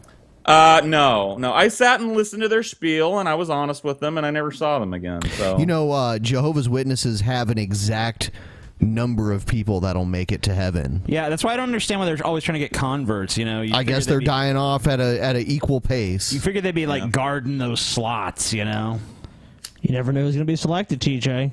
Yep. You might not be selected because you didn't get enough people to join. You never know. What happens is all these people that join and heaven gets full and God's like, sorry, no more room, gotta go to hell. But I was pious and faithful. Sorry. You weren't one of the people I randomly chose in my, celestial lottery, so you get to burn in hell for eternity. You didn't win the God lottery, sorry. Yeah, Jehovah's Witnesses are pretty fucked. No birthdays either. Yeah. It's pretty weird. No Christmas. Yep. They don't have holidays in general. I'm so excited for like Halloween and Christmas coming up. Aren't you? Yeah, me too. Oh, of course. I guess it isn't a big surprise that both Michael Jackson and Prince were Jehovah's Witnesses. I guess not. They're weird. Not really. That's how the people that you guys convert turn out. So then again, they're both rich, or they were. Well, one of them is. One of them is. Still one rich. Of them was. Yeah. That there's something in monotheistic religions as a whole, not even a specific one, that there's this imperialistic tone to it. I can't think of one monotheistic religion that does not inherently, in its doctrine, state unequivocally, it is the only way to do things. This is the right way.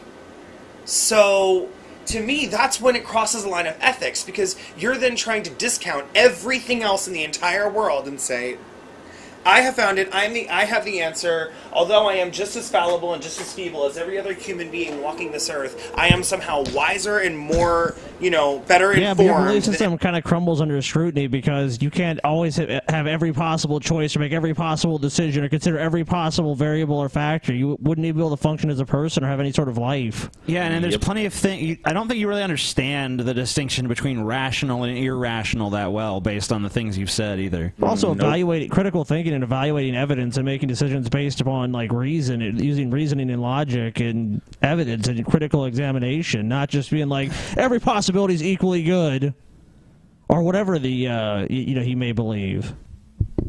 He's a fallibilist. Well, let's move on. Yeah, not a very exciting video. Yeah, that is a pretty nice smoky eye, though. I'm gonna try that later. Yeah, Paul. Not a troll. Not a troll. Paul, do you want to make your usual preemptive prediction? Not a troll. It's going to be not a troll tonight. Not a fucking troll. Not a troll. Okay, let's take a look. All right. Hi, guys. My name's Cassidy Boone, and today I'm going to be talking about something, really important.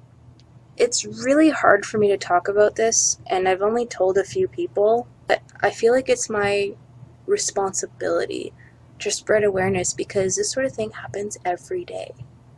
Some of you may have already read the article that I wrote about this the other day, but I wanted to make a video because it just felt so much more personal and I thought it would get the message across a little better. So anyway, A few weeks ago, I almost drowned. I was at this lake having my first swim of the summer. There is this, like, jumping platform thingy that everybody was jumping off. Not a troll, just horribly boring. What the hell? I might as well try it too. It looked like fun. Let's speed it up.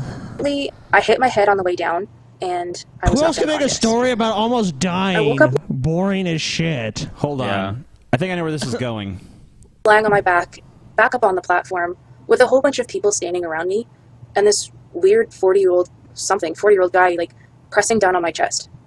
At first I had no idea what was going on, but then the man who had revived me told me that I had been underwater for almost 2 minutes. He said that he had been lucky to get a hold of me down there. A small part of me was happy to be alive, but the rest of me was screaming inside. I can't believe he just felt that he had the right to just grab me under the water while I was knocked unconscious. I wasn't able to consent. Oh, okay, he thought it was perfectly troll. okay to just grab my body and pull me in whatever direction that he pleased. Troll. Okay, I was wrong. I say troll. It's a troll. Troll. Not even very good. Sorry, I'm not even going to try and convince somebody to come to my side. Yeah, this is a troll. Yeah, this is a troll, and now people can stop fucking sending this to me. Yeah, I've had a bunch of people send this to me too. Like, Yeah. you got to cover this. I'm like, you know, once I even heard the story, I'm like, that's a troll. That's a troll. And if that is real, then Shields up, troll. Then she should be killed. Check this out. I'm just going to play a little bit of it. Someone did a remix of the cloud become a T shape.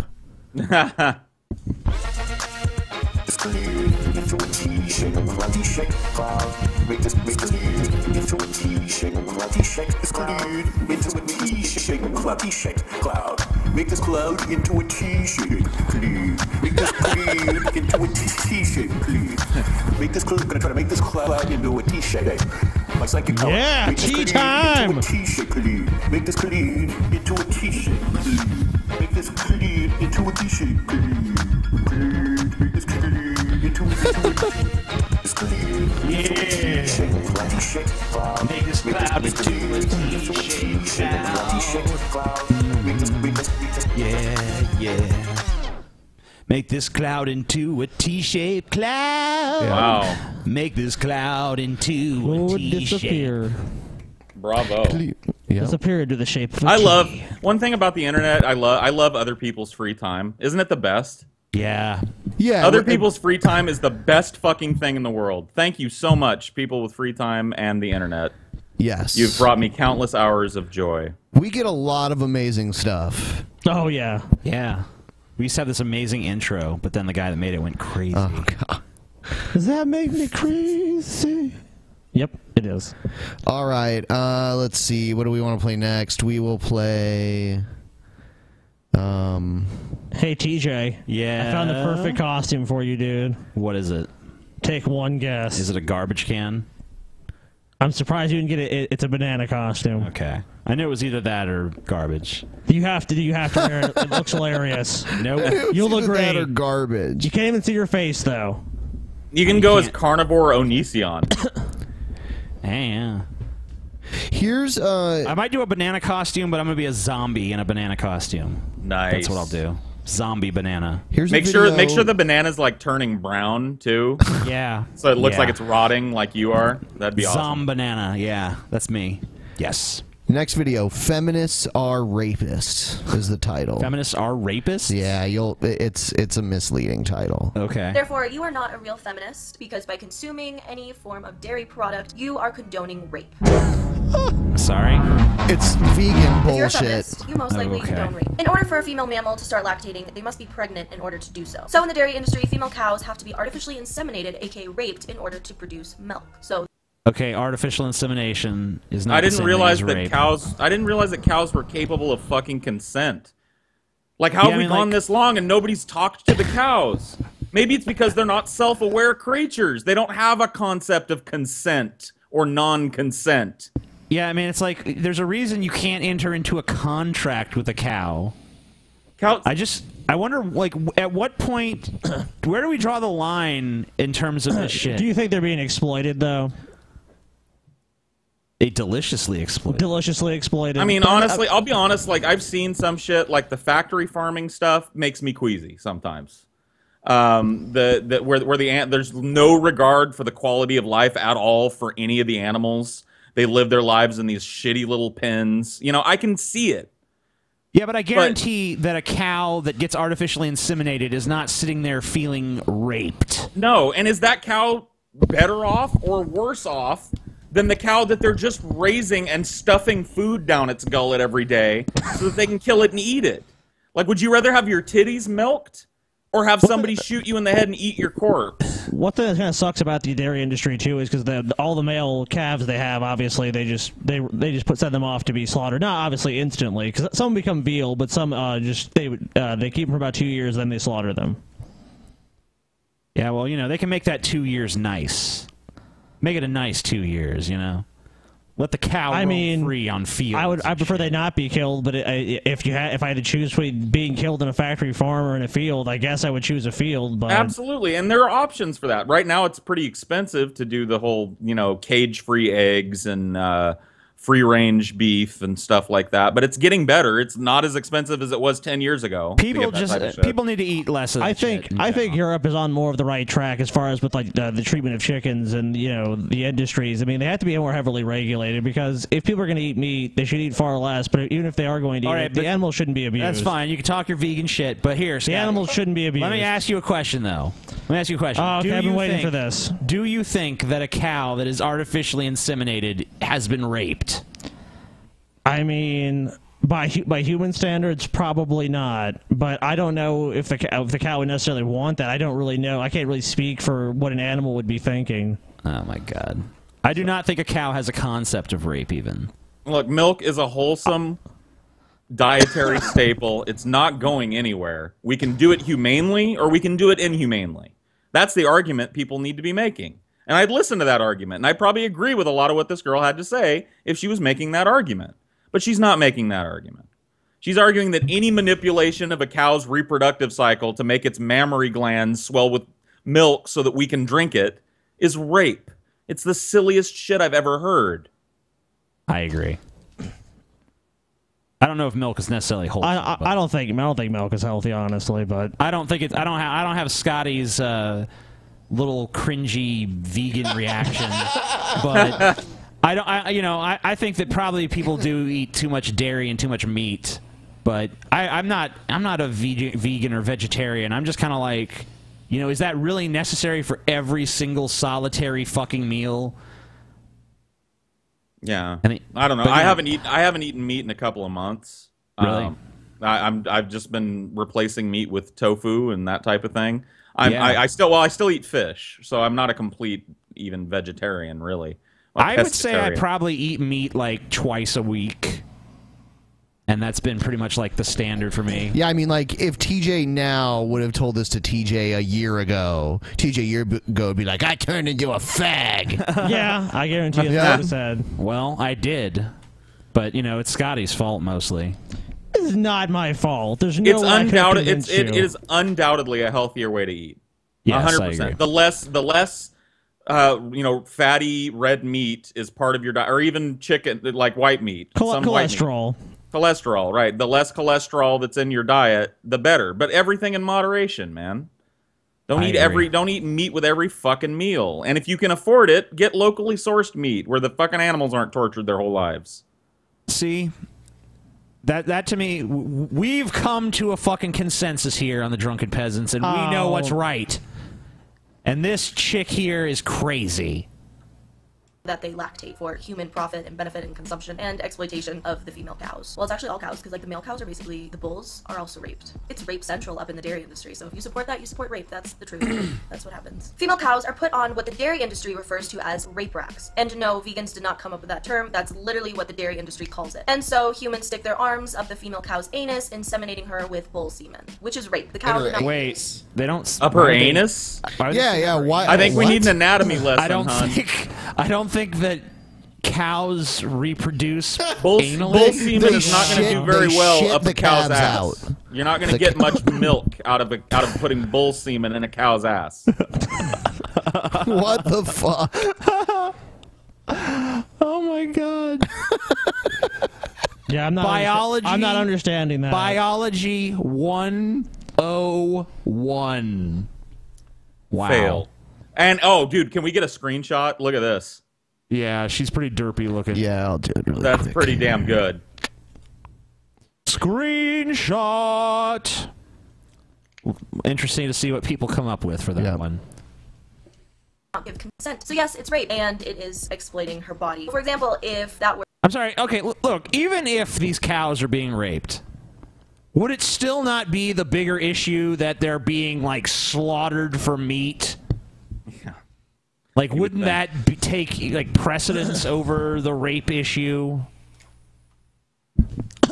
I would say so. I mean, I would say if you were a vegan, then you really would want the cows to be used at all. I mean, but You know what, I would TJ? say, It's the greater easy for issue would you be to say kill. that. You're not getting bull semen rammed up your ass day and night.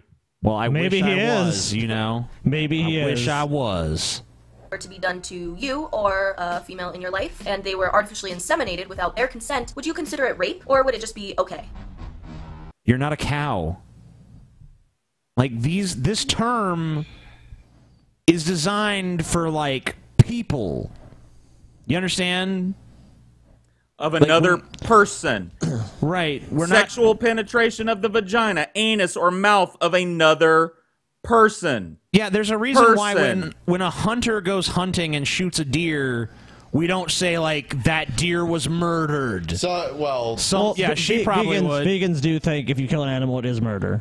Not all of them, obviously. I can't speak for all, but a lot of them do believe that. Well, and you are killing an animal. There's no denying. You're killing it, but it's not the same as murder. Scotty thinks it's murder. Is it murder, Scotty? You are murdering the animal. You think it's murder? So you think is the animal alive after the act? It's not murder. That's a fucking. You're killing the animal regardless of what you want to call it. You're killing the animal. It's a semantical game you're playing. Oh, is it murder? It's killed. Is it killed? Yes, it's killed, but it's not murder. So what rights should animals have? I mean, you're basically saying they Well, that's should what I'm have asking almost you. none. What the fuck? What rights should they have? Should an animal be able to fucking enter into an illegal contract and shit? Well, no. Obviously, if an animal cannot comprehend, that's what I'm saying. The animal can't comprehend, so it doesn't deserve the same fucking rights. So basically, you're saying that you should any animal you should be able to do whatever you want. I'm not saying you should be able to do whatever you want.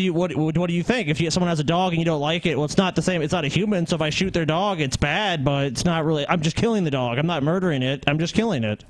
You'd be fine with that? It's not classified as murder. Yeah, you wouldn't be charged with murder. No, I'm saying It'd be like animal cruelty. I don't think murder's fucking the killing of another person. I never said that it should be charged with murder. I'm just asking you, how would you feel about that?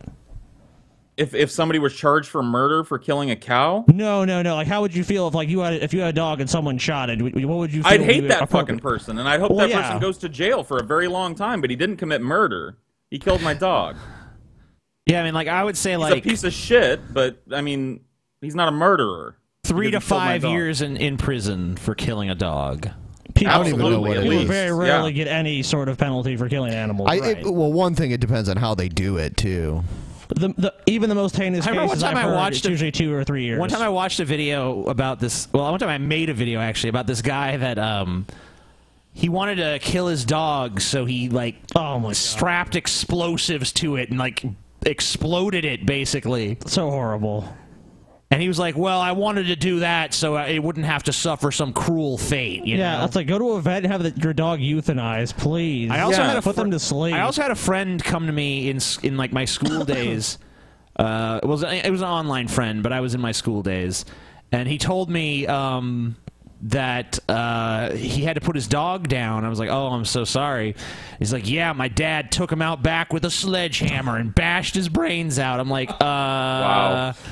And then Disgusting. obviously I have like a negative reaction to this. I'm like, that's fucked up. And he's like, how dare you judge my family? We're poor. I'm like, I think you could have found a better bullet to the head would have been better than a sledgehammer. Shoot it. Oh, absolutely. See old Like, Yeller. Take it to the Humane Society and leave it and there. let them gas it. They didn't throw old Yeller off a fucking cliff like, fly, boy! Oh, yeah, he's dead. You know, come on. I mean, if That's inhumane. hopefully someone else could have adopted it. You know.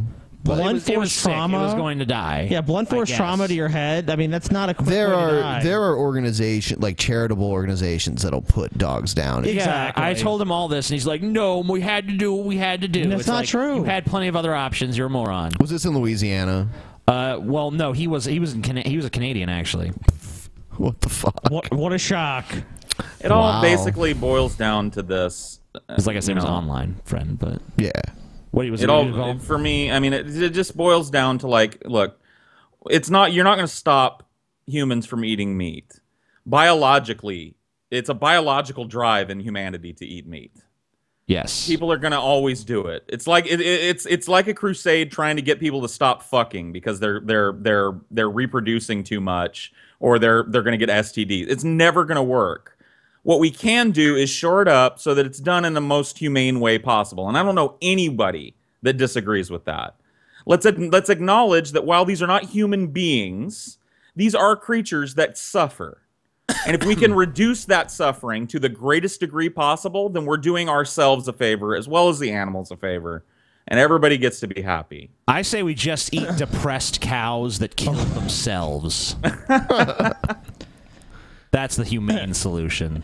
I mean, me and TJ have talked about this, and I said, well, when you really look at it, if you even talk to people that work in the dairy industry, this isn't even just propaganda, they say basically the land practices of raising so much cattle or having them on the land is not sustainable. And then TJ has always kind of said, well, isn't really the greater issue here with talking about the emptying oceans and everything, acidity and global warming, too many people?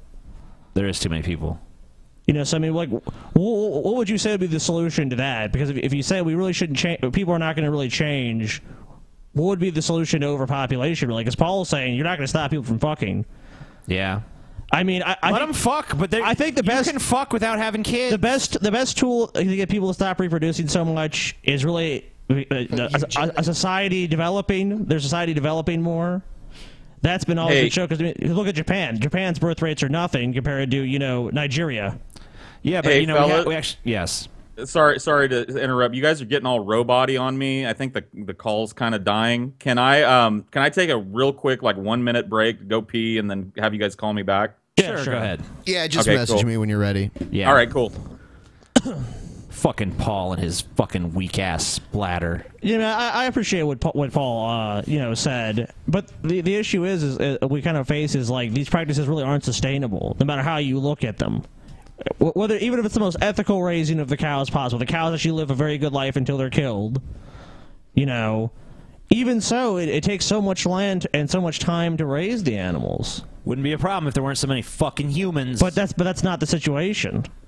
Yeah. The situation is the world's population is increasing at an exponential rate. We both have solutions to the problem. I say my solution is better because it solves way more problems than just the industry. I think that if there was less people, that definitely would solve. We just need a national holiday where everyone is allowed to legally murder, like in the Purge. Oh, shit. Come on! Not to get out our psychotic impulses, but just to bring the population down. Legal Murder Day. You know how many people be coming for TJ? Hashtag legal murder. Let them come. They'll all die at my You'll be dead the first time it happens. Yeah, whatever. You'll be gone. Bye, TJ. Well, it's since I came up with the law, no one's allowed to kill me. Oh, okay. TJ better fucking be in a bank vault the entire 24 hours. Yeah, I'm just gonna be out there with my fucking. I'm gonna have like my minigun and shit. Dude, if I was you, I'd be in the fucking middle of nowhere. I'd be in Alaska. On an aircraft carrier in the middle of the ocean. Yeah, that's about it. Nah, man. Legal Murder Day. But even if I do die, it's still better for the world in the long run if more people are dead. We know it's not going to happen. I mean, hashtag you have no legal real murder day. Hashtag kill them all. So I'm still waiting for your vegan ponage you're going to come up with. Like that veganism is fascist. It's coming. It's coming. It's going to be an amazing atheist video, though. Oh, okay, I see. And it's going to be an epic 29-hour video.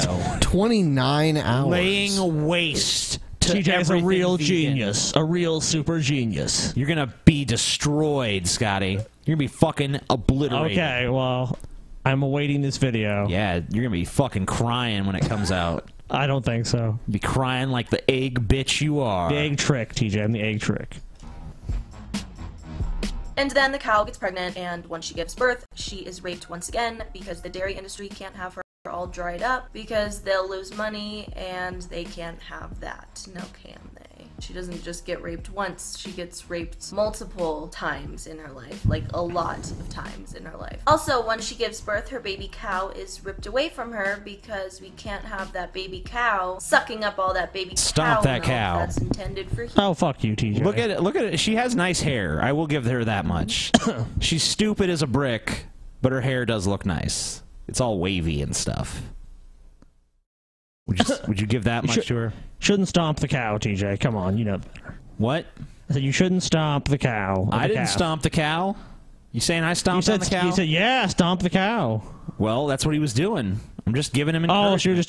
You're giving him encouragement. You know, he's You're there. a terrible person. He's doing a job, Scotty. He's doing a job. Fuck that piece of shit. Yeah, well, you know, someone should stomp on him. How many steaks have you eaten in your life, Scotty? Plenty. I bet some of those cows were stomped on cows.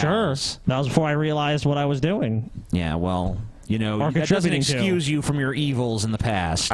Sure, you know what? It doesn't. You've got sins on your fucking plate. I don't believe the concept of sin, but yeah, you'd have to acknowledge you were a part of it. Vegan sins. Oh, whatever. Nobody's perfect. Yeah. I'm not even saying that people they meet are just terrible people. That's not the case. But they should be given the death penalty, right, Scotty? Oh right? yeah. Thanks for putting words in my mouth. Anyone who eats meat should be fucking sent to the slaughterhouse themselves. Run by cows. Yeah, the cows should eat people, and they should run the slaughterhouse and such. That'd be some hardcore cows. Anyway, let's move on. Yeah. Guest. Let's see. Oh, you got to share the screen with me too when you get a chance. Oh, okay. Yeah. You don't get shit. You don't get to see shit, Paul. Look at a fucking blank screen. Share the screen. The screen has now been shared. Oh, Sharing the screen. Now calibrating the screen. Calibrating the screen. Do you want to see the Jenny McDermott video where she allies herself with Brett Keane? Oh my god! Oh, I'm sorry, I had an involuntary reaction. I mean, I don't know. I feel like we've had enough of Brett Keane for I one think I'm show. good. All right. Maybe we'll play that another Maybe time. another maybe day. the next show we'll do that. All right. This video, the title of it is "The Force is Real." Jedi religion. What is the Force? Oh goodness! Wow. Words of wisdom for inner peace, by KB. K to the B. Hey everybody, I'm to the KB B. from KToTheB.com. Do you Hi. remember the first time you heard the words Wow, this music is wretched. It makes me want to die. So "the generic and Force be with shitty. you"? Well, a recent body of royalty-free scientific crap. evidence could reveal that Some the B-roll, presence of an intelligent time- field or of time-lapse energy in our footage, but- well, universe it's time-lapse, may but not probably be just just a B-roll. figment of our imagination. In fact, there are multiple scientific studies that suggest that all living beings are connected by an intelligent field of energy like the Force. What? No. Scientific study. There's multiple That's- scientific studies that say we're all connected by an anything intelligent even- force. Anything even kind of similar, approximate to that, which is not even close. I know what it is. I know what she's talking about. You know what it is? No, what is it? Midichlorians. Oh, Midichlorians. Yeah. joking. That's what CERN is all about. Didn't you know? That's what the Large Hadron Collider is about. They're trying to find the midichlorian. Yeah, I thought they were studying physics, but I'm wrong. Midichlorians. God Yep. particle is like a distant second to the discovery of midichlorians. Yep. Take, for example, an experiment conducted by the military, where scientists took samples of human DNA and physically separated them from their donors. The donors were then exposed to various levels of emotional stimulation as their DNA continued to be monitored. Well, the results were astounding, because what scientists discovered was that the electrical responses of both the donors and their DNA were identical, even when separated by a distance of 400 miles. Hold on. Your emotions do not affect your DNA. Yeah, I would like to see this study, and I'm sure if the study doesn't exist, she's probably reading way too much into the study. And studies are never just like, we've discovered this is it. It's always like, well, we need to look into... I'm sorry, go ahead. Oh, no, you can go ahead, it's fine. I was just saying, if there is a study like this, it probably is a quantum study, that like quantum strangeness, where you can take a quantum particle and split it, and then put it in two places, and whatever you do to this particle happens to that particle. Like she might be misinterpreting some study like that. Yeah, that's because probably what it is, that but- is actually something that has a little scientific backing to it. Sure, and of course, like so many mystics and pseudoscientists love quantum physics because it's full of weird shit like that. There's which always they some then like try to apply to like the macro level. And there's always some like kernel of truth in all of this, where it's like they heard something that actually there is some evidence, and they've just extrapolated in this crazy But direction. I'm sorry, but there's your emotional state has no impact whatsoever on your fucking DNA. It just your DNA is your DNA. It's the is other there, way it's around. Building, Your DNA might dictate your emotional state in some way. Sure, but your emotional state doesn't make your DNA tingle. Yeah, like my DNA is tingling. It's basically a blueprint for building your body. It doesn't. New stuff does not happen to it, except like in the case of like viruses might alter your DNA or something. It's like it's something basically both your parents gave you your DNA, and it was recombined to form you. That's you obviously were. It's not a gestated fucking for 9 months. It's or not whatever. a fucking mood ring. You Yeah. know, it doesn't change colors or some shit because you're feeling sad. So what is it that connects the two? Well, the answer is a previously Midichlorian. unrecognized field of energy, or force, which has the ability to transmit information across space and time. And while science is only beginning to discover the force, it's a presence that has been talked about for centuries. The Force is just another word for the infinite intelligence that underlies everything in existence. It not only surrounds us, but permeates every atom of our being. Every cell of your body is owned by my eyes. And there's the bullshit leap of logic. We can disregard this video. Yeah, I mean, I would just. There's nothing else you can really say. It's just bullshit. It's just total woo-woo. There's no evidence for anything she's stating. There might be some connection with people on a quantum level. And yes, we may learn how to harness that connection in the future and create instantaneous data travel between two people. That may be a possibility in the future. That doesn't mean that your DNA tingles 400 miles away from you when you're feeling blue. And it doesn't mean there's some great cosmic intelligence that binds all things together either. No, no. We've heard these kind of arguments before. Yeah, it's bullshit. Next. Next. It's not your birthday, it's your personal new year. And I got a gift for you. I give you a whole nother year. We don't count zero. So if your birthday is 20, you're actually on your 21st year. So from me to you, I want to give you a whole nother year. If we counted zero, I'd have nothing to give you. I love you, friends. Bye-bye. That is interesting. Yeah. You know, when I was tripping, when I was Once I got programming that you started 0, not at 1. when I was tripping, I watched G-Time Johnny videos to see if he would make more sense. Did he? No. Spoiler, no. I guess, you might have needed to take a little more. Yeah. You need to trip a little harder. But then maybe get on G-Time Johnny's level, Ben. We watched some like trippy remix videos because actually we were all in a, well, not all of us. No, me and TJ were in a heavily altered state during the last private show. It was from an altered perspective, true. Yes, completely. And You guys will have to let me like pop in on one of those one time when I can get my hands on some inebriates. You can join us the whole time if you want. Yeah, absolutely. It'd be fun. Yeah, that would be fun. Hey, we do it like what, the first Saturday The of every private month? shows are definitely more crazy. That's the goal. Yep. Yep, first Saturday of every month. Yeah, I think I'm more entertaining actually just being like totally drunk though than on than tripping. I tend to get real introspective when I'm tripping, but and that doesn't lead to a very good flow. Ben was conversation. completely introspective. I did get very into refuting some guy that was dissing on Star Trek from a libertarian. Oh yeah, you were fucking furious at that guy. I got really upset. He was like visibly angry, like fuck this guy. You know, I don't know why I get so angry. You know? I was just like laying here, like.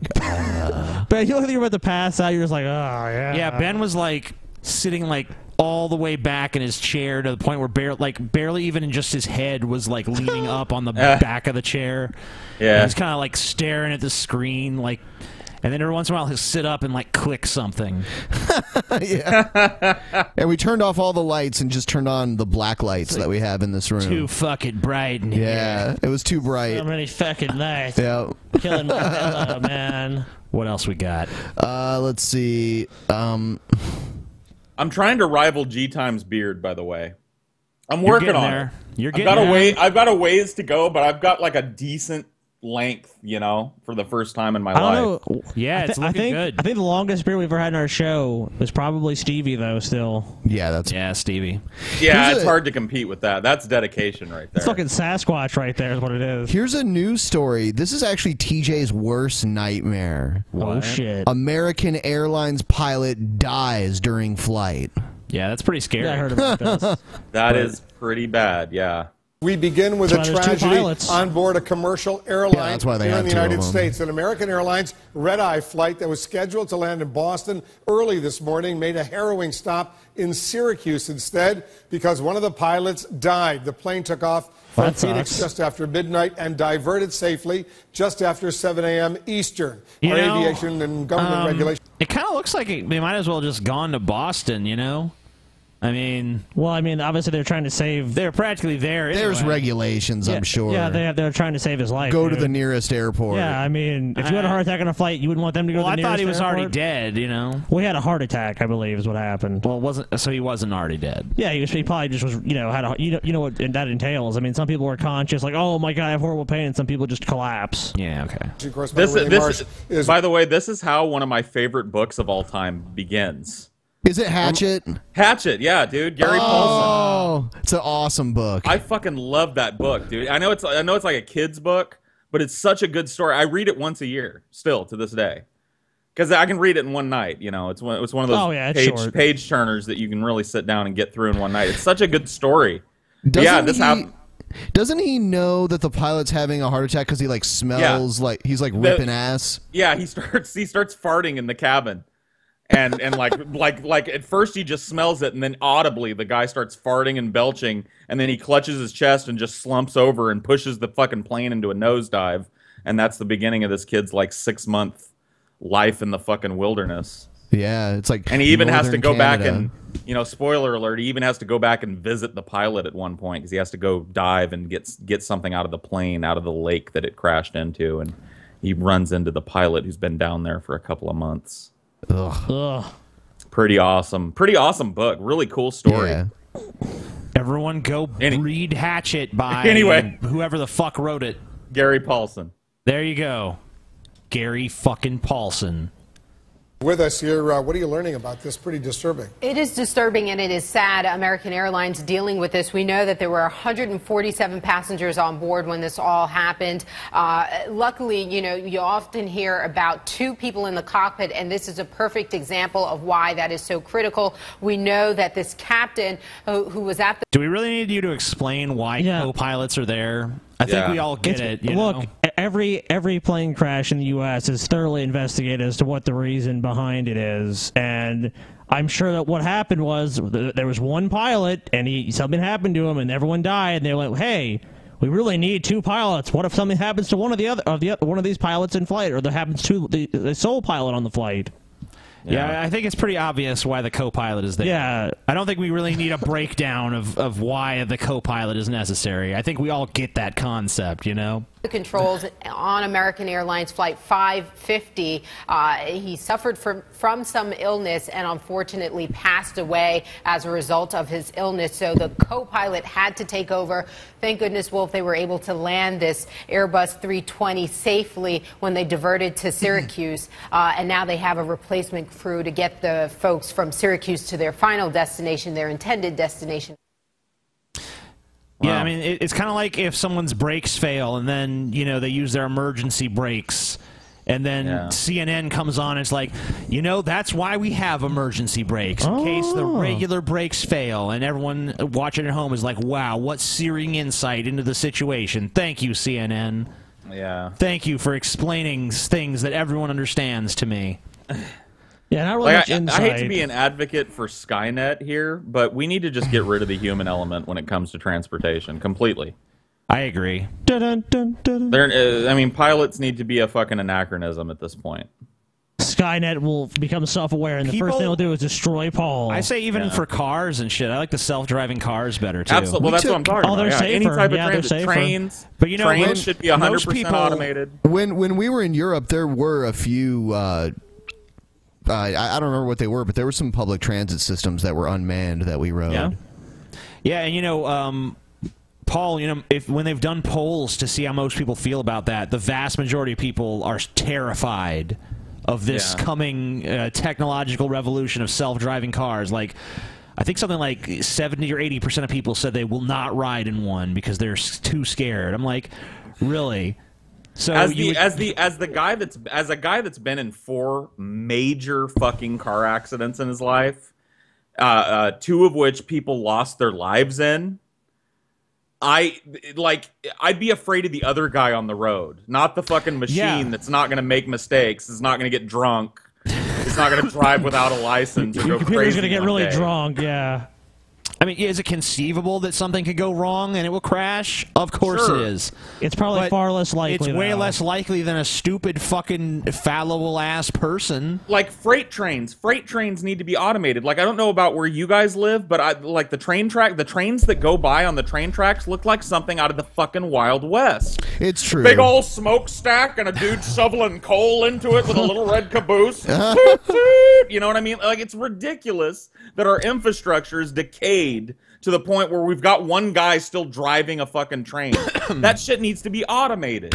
And the trains here go like 70 miles an hour. We were riding trains in Europe that were going like 300 miles an hour. Yeah, that's what I'm talking about. Like I'm telling you, Europe knows how to build a fucking city.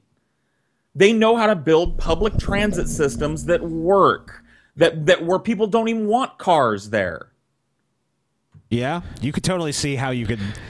Well, there was public transit in the U.S. until GM and the oil companies tore up all the basically like trolleys. They were run electrically, and they tore up all the tracks. We got all the way from London to South France, all the way to the Mediterranean Sea, just taking trains. Yeah, high-speed rail. Yeah. Yep. Yeah. It's totally fucking possible and totally feasible. There's a fucking rail. There's a goddamn bullet train that goes under the English Channel between France and Britain. We wrote it. Yeah, we were on that. It's amazing. That shit. Yeah. It is pretty amazing. It is great. I wasn't amazed, but it was pretty You weren't amazed that you were being transported under fucking 150 miles of ocean? Nope.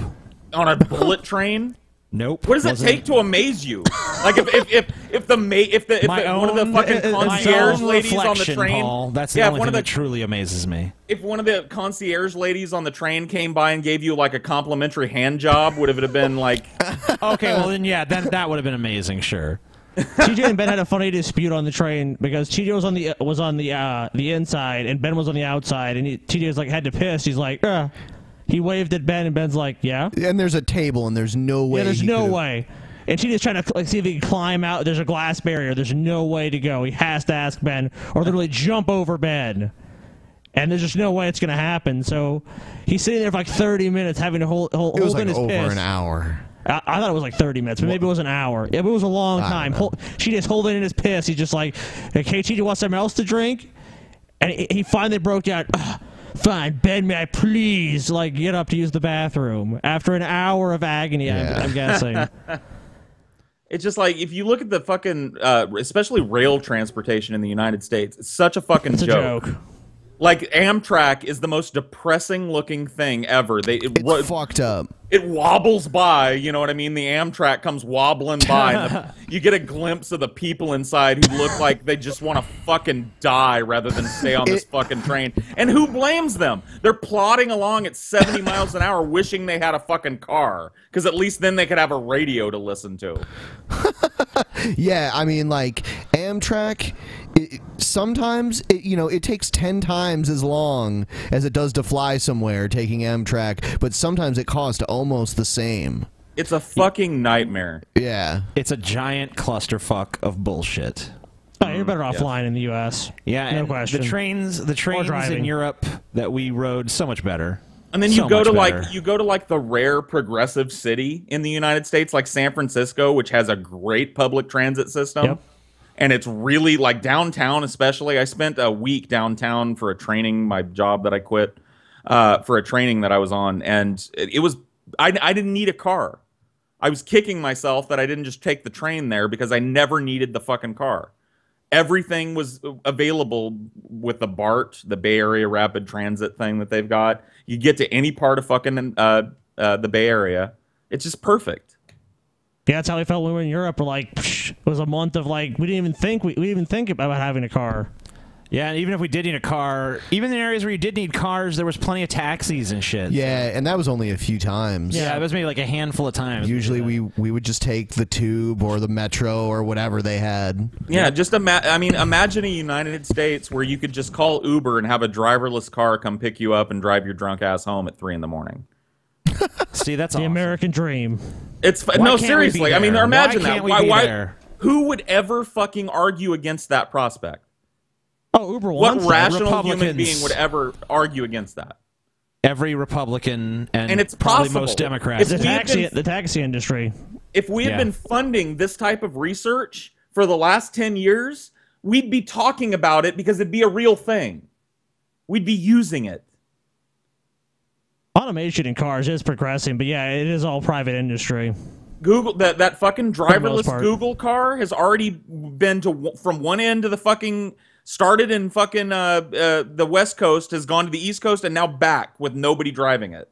And all the accidents were human error. Yeah, everything that happened was human error. Right. Some other dumb shit on the road doing something stupid because they saw the Google car. But we and they're trust them rubbernecking. because they're human. Yeah, they're human, so we trust them. Oh, it's like, come on, people are so distracted. Totally distracted drivers. We were going to this one time when I was a kid. I didn't get to go see many concerts when I was a kid, but I was a huge Michael Jackson fan. Yeah. And my parents sprang and bought me tickets, me and my little sister, tickets to a Michael Jackson concert in LA. It was the Bad Tour, one of his last big American tours. And they did it up right. They rented a limo for us, basically, to drive us 4.5 hours to LA. And take us to the VIP area. I mean, they really, I mean, it was amazing. It was so cool. But we almost caused a car accident because we were in LA or getting to LA on the freeway. And this dude that was with us, like another Michael Jackson fan named Ray, had brought a glove, like Michael Jackson's sparkly glove.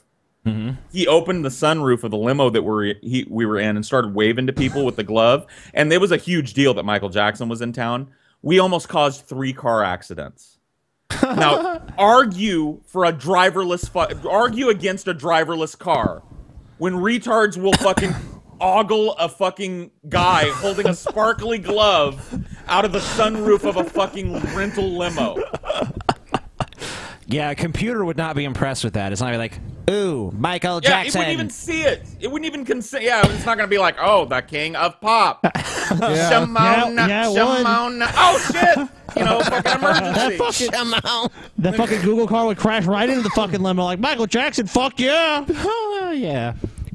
Google car would be so starstruck, it'd be like, holy shit, is that Michael Jackson's begloved hand? Yeah, people were hanging out of their fucking cars. It was crazy. People were literally, the drivers were hanging out of the driver's side of the car with one hand on the wheel waving like it was Michael Jackson. Yeah, so argue against a driverless car, please. I won't. I've always noticed people drive really stupid when there are cops around. Yes. They drive like even worse. I think they think that they're driving better, but I think they're overthinking it. You know? Like everyone slows down to like well below the speed limit. Put their turn signal on a mile before they have to turn. Fuck. In Albuquerque, it was even worse. Like a bunch of people there, they'd see a cop and they'd automatically drive like super slow. Probably duck too. I've seen that one a lot. People, Yeah, they duck. start ducking. Yeah, that's not. The cop won't see me now. Cop will think it's a driverless car. It must be the Google car. I don't see a driver. Yeah. Maybe that could be their method. They'll put Google on like the side of the car and all over Google, and they'll put a camera on top. Like, oh, it must be the Google car. Let's see. One thing that would suck about driverless cars, though, it'd be pretty hard to convince the car to go faster than the speed limit. Well, that's kind of the point, though. You could, with a driverless car system, you could up the speed limit. That's true. The idea. Like, you're not going to be doing 65 on a fucking American freeway if it's all 100% driverless. You're going to be doing 90 or 100. Cars are more efficient that way anyway, especially electric cars. And they can all communicate with each other and shit, too. Yeah, we need to do this. Why hasn't America done this? She just like, you mean I will never have to drive again? Sign me up. He doesn't have to drive anyway. Because we're all wringing our hands. We're all wringing our fucking hands about Planned Parenthood selling off body parts, little baby fetuses. Like, that's what we're worried about. That's where our attention is when we've got this great fucking technology. We're on the cusp of it. Nobody cares. Well, or crumbling infrastructure, or the There's many a other video. issues facing America and the world. Carly Fiorini, or whatever the fuck her what a name moron. is. She said that you can watch a video where there's like a living little fetus It's already on been the debunked. table. It's not true. And the Planned Parenthood people are just talking about, you know, what parts can we take off. That video does not exist. It's bullshit. It's complete fiction. She totally made it up. Mm-hmm. Just vote drumming. Yep. Just say, give me a vote. I'm going to fight for these fetuses. I love fetuses. I'm going to fight against easy availability of birth control and condoms and the morning after pill and to millions too. of young women all over the world, and sex only. education. Yeah, definitely. We don't want sex education because that just encourages teenage kids to fuck. Promiscuity. Because they need so much encouragement. Oh, yeah. It's not in their biology. It's not in human biology to want to do that. It's society. I'll be honest with you. I took a health class in high school, my junior year of high school. And I tell you what, as a freshman, sophomore, I didn't even know what fucking was until they explained to me that I had a penis and that there was this thing called a vagina. Yeah, I needed that class. To want to be fucking all the time. And as soon as you heard it, you're like, huh? That just like flipped the switch. Yeah, that was it. As soon as I heard it, I was like, then I went and got laid. So my wiener's for more than just pissing? Like, yeah. Like, oh. Wow. Oh, my goodness. Oh. All right. This other video I have here, it's some crazy like hillbilly mountain man kind of guy arguing with a judge. He's being charged with something. Neat. Yeah. Let's take a look. The way he argues with her is crazy. Let's see. Ernie Turtlegrit. Yeah. Oh, he's one of these natural law guys. Yeah. Yeah, those are classic. Like, I'm a sovereign citizen. I don't bow to the government at all. Yeah, sweet. I am not the trustee over the old calf's name that you're operating on. Well, you're here in court today because you were charged with some charges. I'm here in court today because I am making a special visitation. This is not an appearance, only spirits appear. Living men, living persons make special visitation. No, you've been summoned there. You didn't just voluntarily show up to make a speech. Yeah, you received a summons. That's why I'm here, to make sure that you guys don't tender my truthful proclamation. Well, you have a right to represent yourself.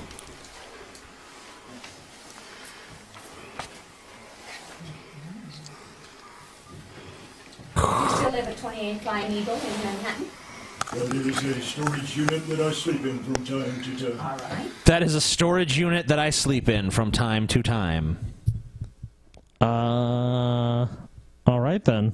I love these sovereign citizen assholes. Yeah. Like there's some videos on YouTube of them that are just fucking gut busting. Like, we've watched one. That's the girl that was screaming rape Did you watch and the shit? one with the dude that was daring the cop to arrest him? I think maybe so. So good. I live in myself in this body. I am the living man.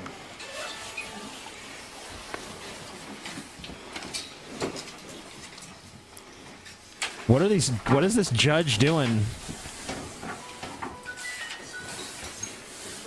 This guy's just like raving crazy shit, and they're just fucking with papers. Probably reviewing like, his okay, case. let's take a look at this. Probably see what the charges against him are and all that. Yeah, for sure. Mr. Calgate, you were here. You were seen by Mr. Putz on 9/3/13, and you asked, at that time he appointed you a public defender. Did you apply for the public defender? What use have I for a voice of ruin? They can only speak fictitious legalese to you. I speak natural living man's English to you. It's called common English. That's the only Natural living man's English. I was on a jury this summer for almost 6 months. It was 4 days a week. Wow. Of jury duty. It was a civil case, and I'm telling you, when people refuse to understand, they give you very simple rules when you sit down as a witness in a trial. I know them by heart now. The judge gives you a little talk about how testifying in court is not like having a conversation. You have to answer directly if you can. Yes or no answers are preferred to most questions, and if you need elaboration from somebody, what I'm getting at is this: people that couldn't follow the simple directions, everybody in that courtroom hates your fucking guts. Everybody in that courtroom. They cannot stand you because you continue to speak up when you're not being asked a question. And this guy is just the epitome of that. Such a fucking time waster of an individual. Hey man, this is an important matter. He was caught. Natural law, Paul. You know, he's speaking the law, natural laws of man or whatever, and he doesn't abide by this court shit. He does not recognize this court. This court is not natural. Yeah, this court isn't some created by man occurring shit. You got to speak man time language. Yep. Quit being a word slave. There will be no legalese used here. There will be no legalese used here.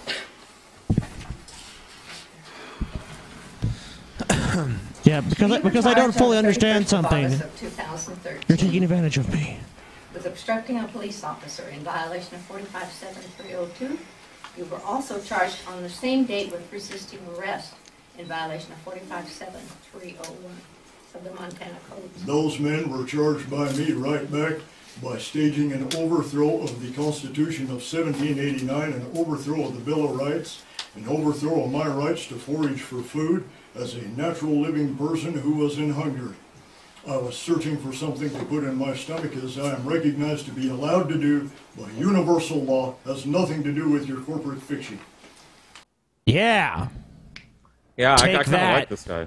Fuck you. You know, he fucking. Why can't you just go get some, like, you know, Teddy Grahams or something, you know, or some top ramen? Why you gotta go?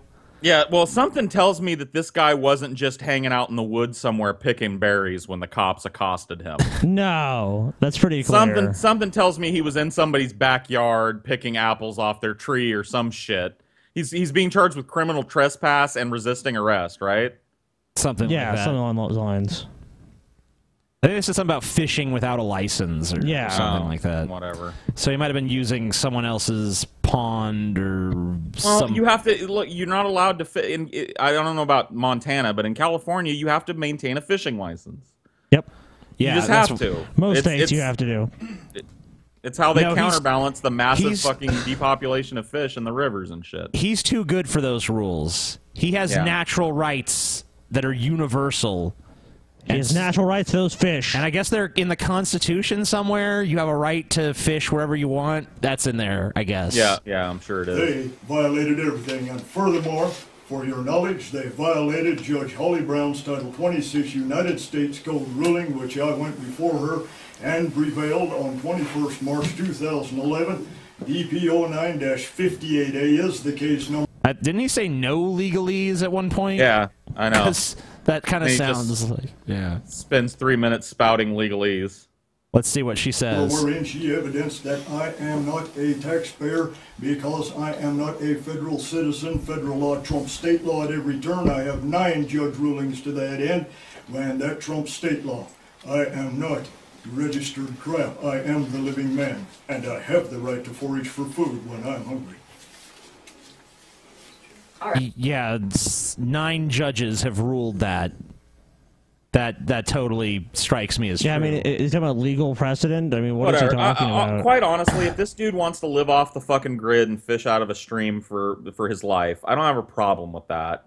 As long and if cops just came and harassed him doing that, and he's not on somebody's property or damaging somebody's property in doing so, then a simple fucking fine or something, right? For get a fishing license and fucking go on your way. He refuses to get the fishing license. Right, but he outright refuses to abide by law because he's not a fucking federal citizen.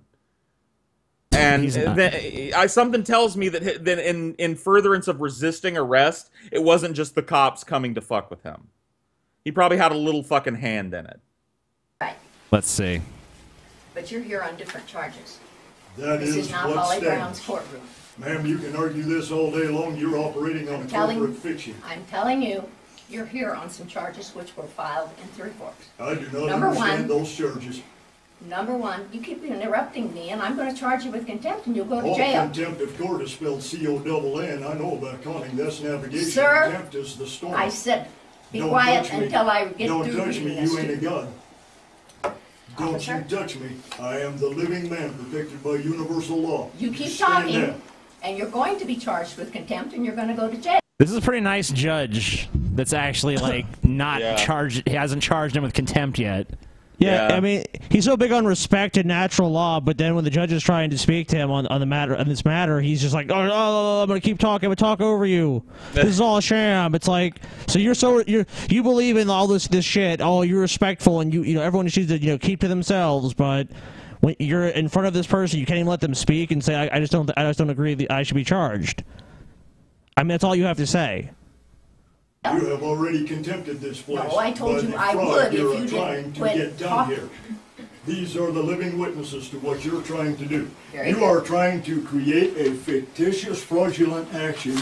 You are trying to bilk the Federal Reserve by Sir? securitizing in all caps Oh, my commercialized God. name Sir? and Would notifying you them remove him from the that courtroom? they are standing in debt now. If you touch me, you will violate natural law. Do not come near me. Wait, hold on. You will violate natural law by touching him? What? Yep. Don't touch this guy. It's a natural law. By quote unquote natural law, I'm perfectly free to come bludgeon you to death with a fucking rock. And eat the you. universe is the universe is not going to do shit. No. It's not even going to care. It's not even going to blink a fucking eye. What are you talking about, natural law? I am Then protected shush, by the land. shush. Do not tell me to shut up. I am the living natural man, and my voice will be heard.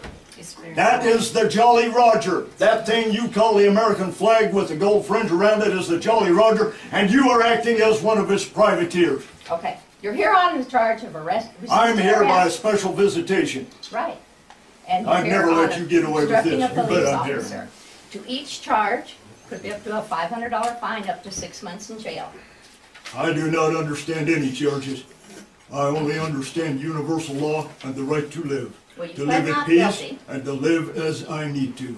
You pled not guilty in this I court. never plead. Animals plead. Sound like bah, oink oink. I have a paper with What? your signature on it, sir. It says prime evidence standing right through it. You bring forward See, all natural forms of evidence. we're paying for this fucking farce to go on, for this guy to waste everybody's fucking time with his bullshit semantic arguments. I don't plea. Animals plea. They go oink oink. Oink oink. Moo.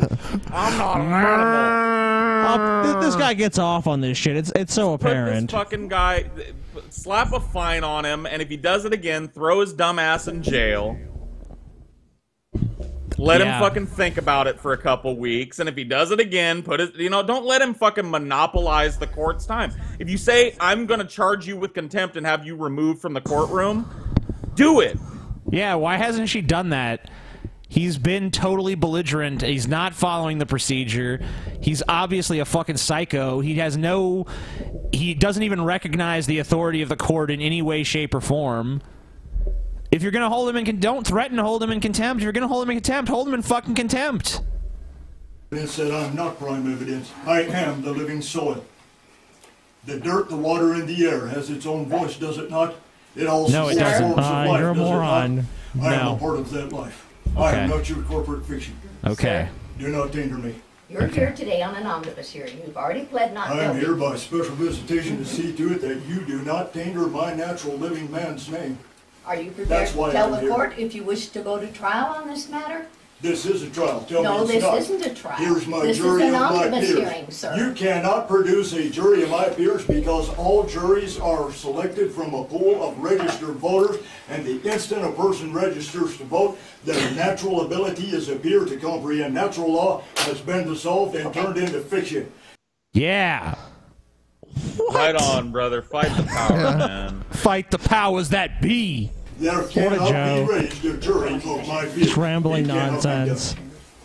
Can you muzzle him? Excuse me for just a moment. She's getting up and leaving. No way. Get back here and finish this. Hey, No get way. back here and finish this. The judge has left the courtroom. There you go. You win. Yeah. You There is win. nobody in this courtroom. Yeah. The judge has Yeah. walked out. Judge has walked out. It looks like he's wearing. Excuse. It looks like he's wearing a Mexican Santa suit. Like almost what is looks this? What is this outfit he's wearing? It's almost like a Paul Revere kind of hat that he's wearing. But like it looks like the body of what he's wearing looks like like the body of a furry costume or something. Maybe he's a furry. That's it. Up and out. Up and out. Follow the man. Get your hand. What? Yeah, I guess the case got dismissed. Thank you. Walking out, huh? Yep. Wow. Well, I guess there's there's the something judge. to all this crazy shit. Yeah, just go in there like a crazy motherfucker and just talk nonsense and Yeah. be like, charges against you are dropped. Like, oh, okay, cool. We don't want to Now deal I- with you anymore. You go. Now I That's very do. clearly Now I know if that's what exactly. happened. Like now I know exactly the direction I'm gonna take the next time I get a fucking speeding ticket or something. Like I'm literally just gonna show up at the court and say, "You don't have fucking authority of me. I'm the living soil. I'm the breath of the soil.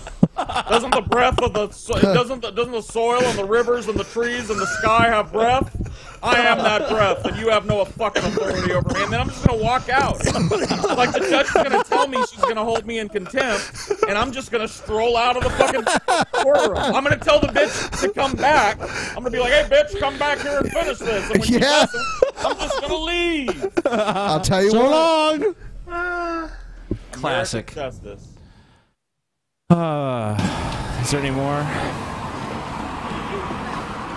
I don't know if he says anything. Wait, that's a really weird looking car of the soil that he's getting into. That's Yeah, a really weird car of the looking. land. That's a really weird of the looking. land. Get out of here. Let's go. Don't dally. Let's go. Get it.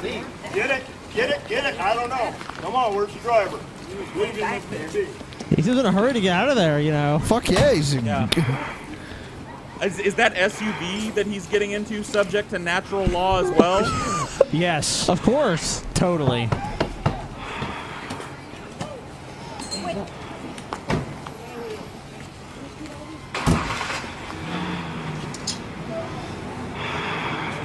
Let's get out of here. I love when everything in this dude's life is a standing reputation for everything. Yeah. He's like, "Oh, fuck you, Judge. I'm a natural man. I was foraging for food. Now let's go get in that fucking SUV and give me my cell phone. I want to tweet about this." Yeah, you figured this guy would walk out of the court and be like, okay, back to my land. It's like, Yeah, seriously. I pictured him just strolling down to a canal bank somewhere, dropping a fucking, like, string with a hook on the end of it into the fucking river, and hoping something bites. He's going to say something else, I think. Where are we going to? Headwater or Bear? Yeah. Headwater. Headwater. Stay tight on me. You're going to try something. It's in your eyes. Wow. This is some grandstanding bullshit.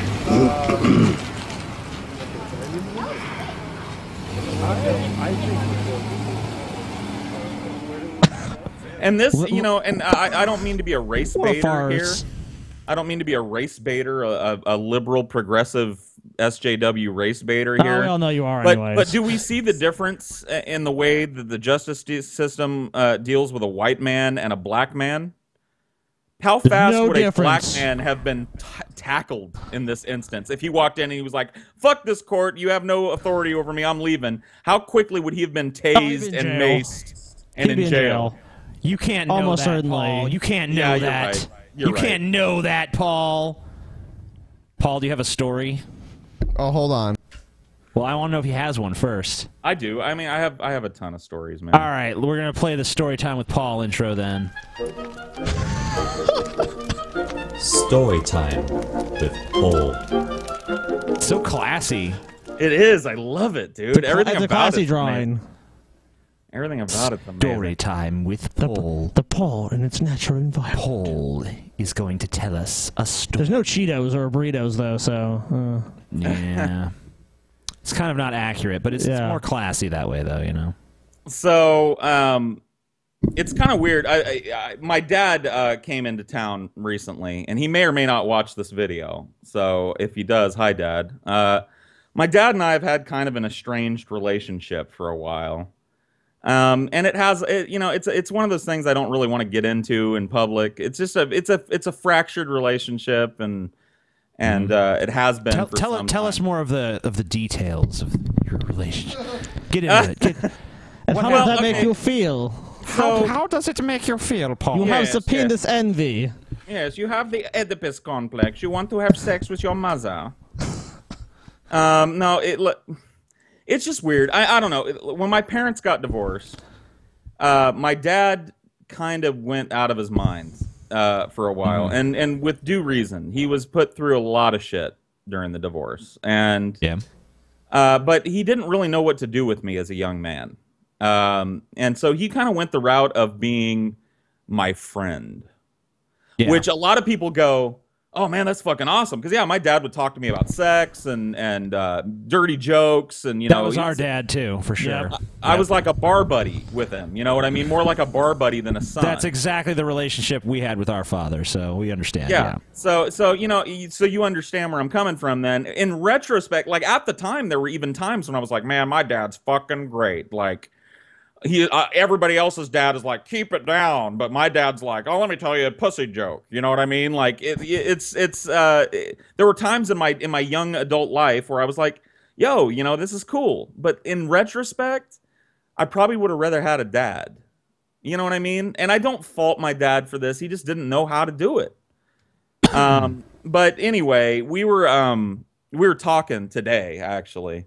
We went out to lunch together. He's in town today, and he's leaving today. So we went to lunch together, and we got to talking about old stories and stuff. And there's this one story that I've always liked because it's got a lot of characters in it, but I've never told it. So I got in real trouble one time because I fucked up my dad's trumpet. Now you have to understand about my dad is he grew up in poverty.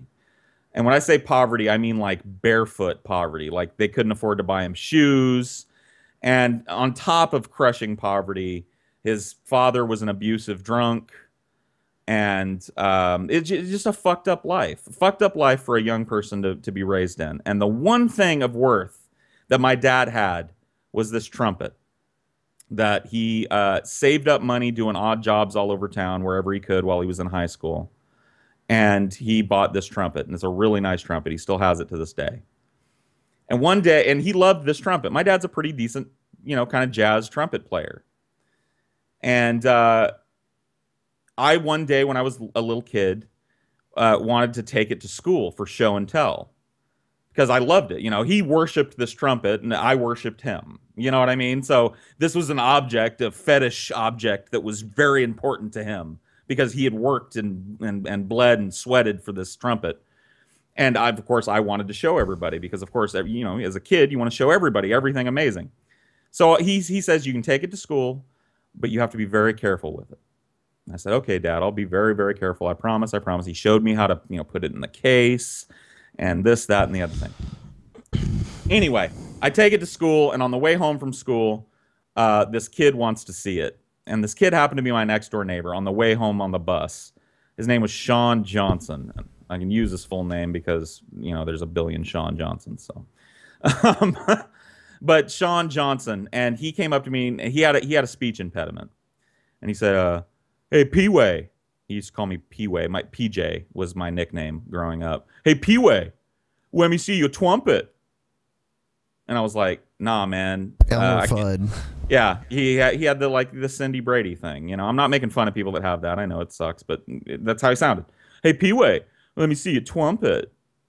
And I was like, I don't want to bring it out on the bus, man. It's going to get damaged. He's like, let me see it, man. And I was like, fine, fuck. So I opened it up, and he grabs it. He reaches in and grabs it, and he's like, huh, and he's turning it over in his hands. I'm like, man, give me that fucking trumpet back. And so he's like, okay.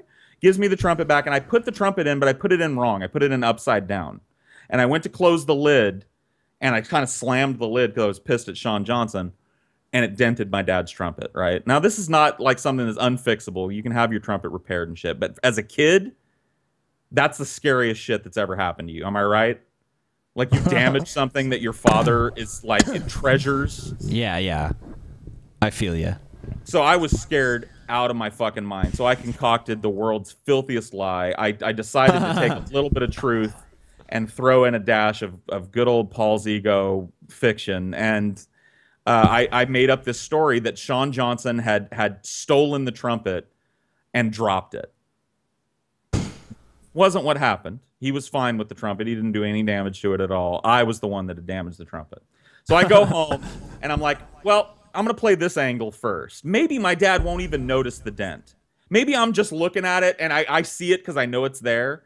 He hardly ever brings the... And at this point, it was true. He didn't bring the trumpet out very often. He had a flugelhorn that he played most of the time when he played. He didn't like playing with his trumpet because it was, special to him. Anyway, so I was like, maybe he won't even notice. He noticed immediately. He immediately opened the case, examined the trumpet, saw the dent, and pulled me aside and said, "What?" And my dad was never a yeller. He was not a screamer. My dad was a very simmering, quiet anger type of guy most of the time. I have heard him scream and yell, but it was very rare. So he leaned into me and he said, son, what happened to my trumpet? You want to tell me what happened to my trumpet? And I just burst into tears, and I was like, it was fucking Sean Johnson. I was on the bus, and he wanted to see the trumpet, and I told him no, and he made me open it, and he stole it, and he dropped it. I'm so sorry. And he said, son, are you telling me the truth? I said, yeah, Dad, I'm so sorry. I was trying to be good with him, and he's so stupid, fucking Sean Johnson. So he goes, okay, you're coming with me. And he walks across the street to the Johnsons' house. This is my worst fucking nightmare. The Johnsons, as it turns out, were wholly unreasonable people. They were the types of neighbors that everybody thinks of when they think of the bad neighbors. They were just like, they'd call the cops on you for no reason. Just slimy, like they were the gossip center. You know what I mean? Yeah. So they always were talking shit about everybody else, and you knew for a fact that they were talking shit about you when you were home and everybody else was at their house. It was just, they were just not good people. My dad walks across the street with my hand, and he knocks on the door, and Sean Johnson answers the door.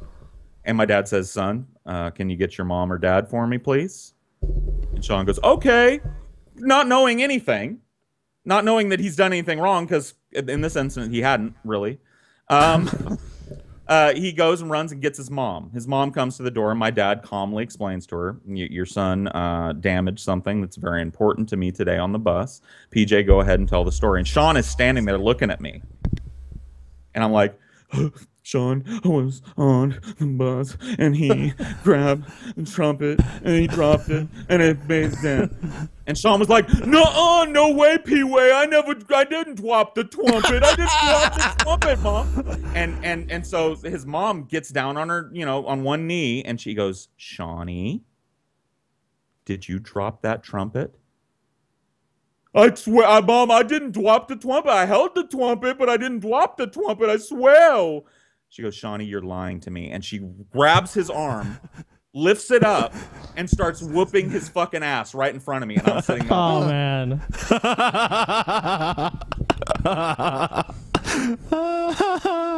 I'm like, what the fuck? At this point, as if shit couldn't get any worse, Sean's dad literally comes riding down the street on a horse. Oh my God. I used to live out in the country, and people had horses and would ride them around the neighborhood and in the fields and shit that were around there. So here comes Shawnee's dad on a horse. And Shawnee's dad is the stereotypical right-wing, Republican, shit-kicking, Wild Bill for America, you know, just neocon, racist piece of human garbage.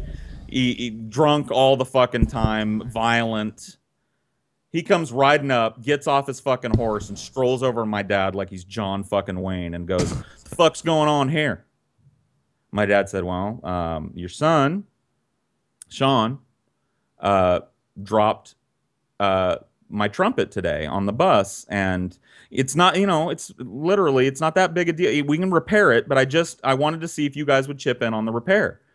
And Sean's dad does kind of the same thing that his mom had done. He goes, "Shawnee, did you drop this man's trumpet or whatever the fuck?"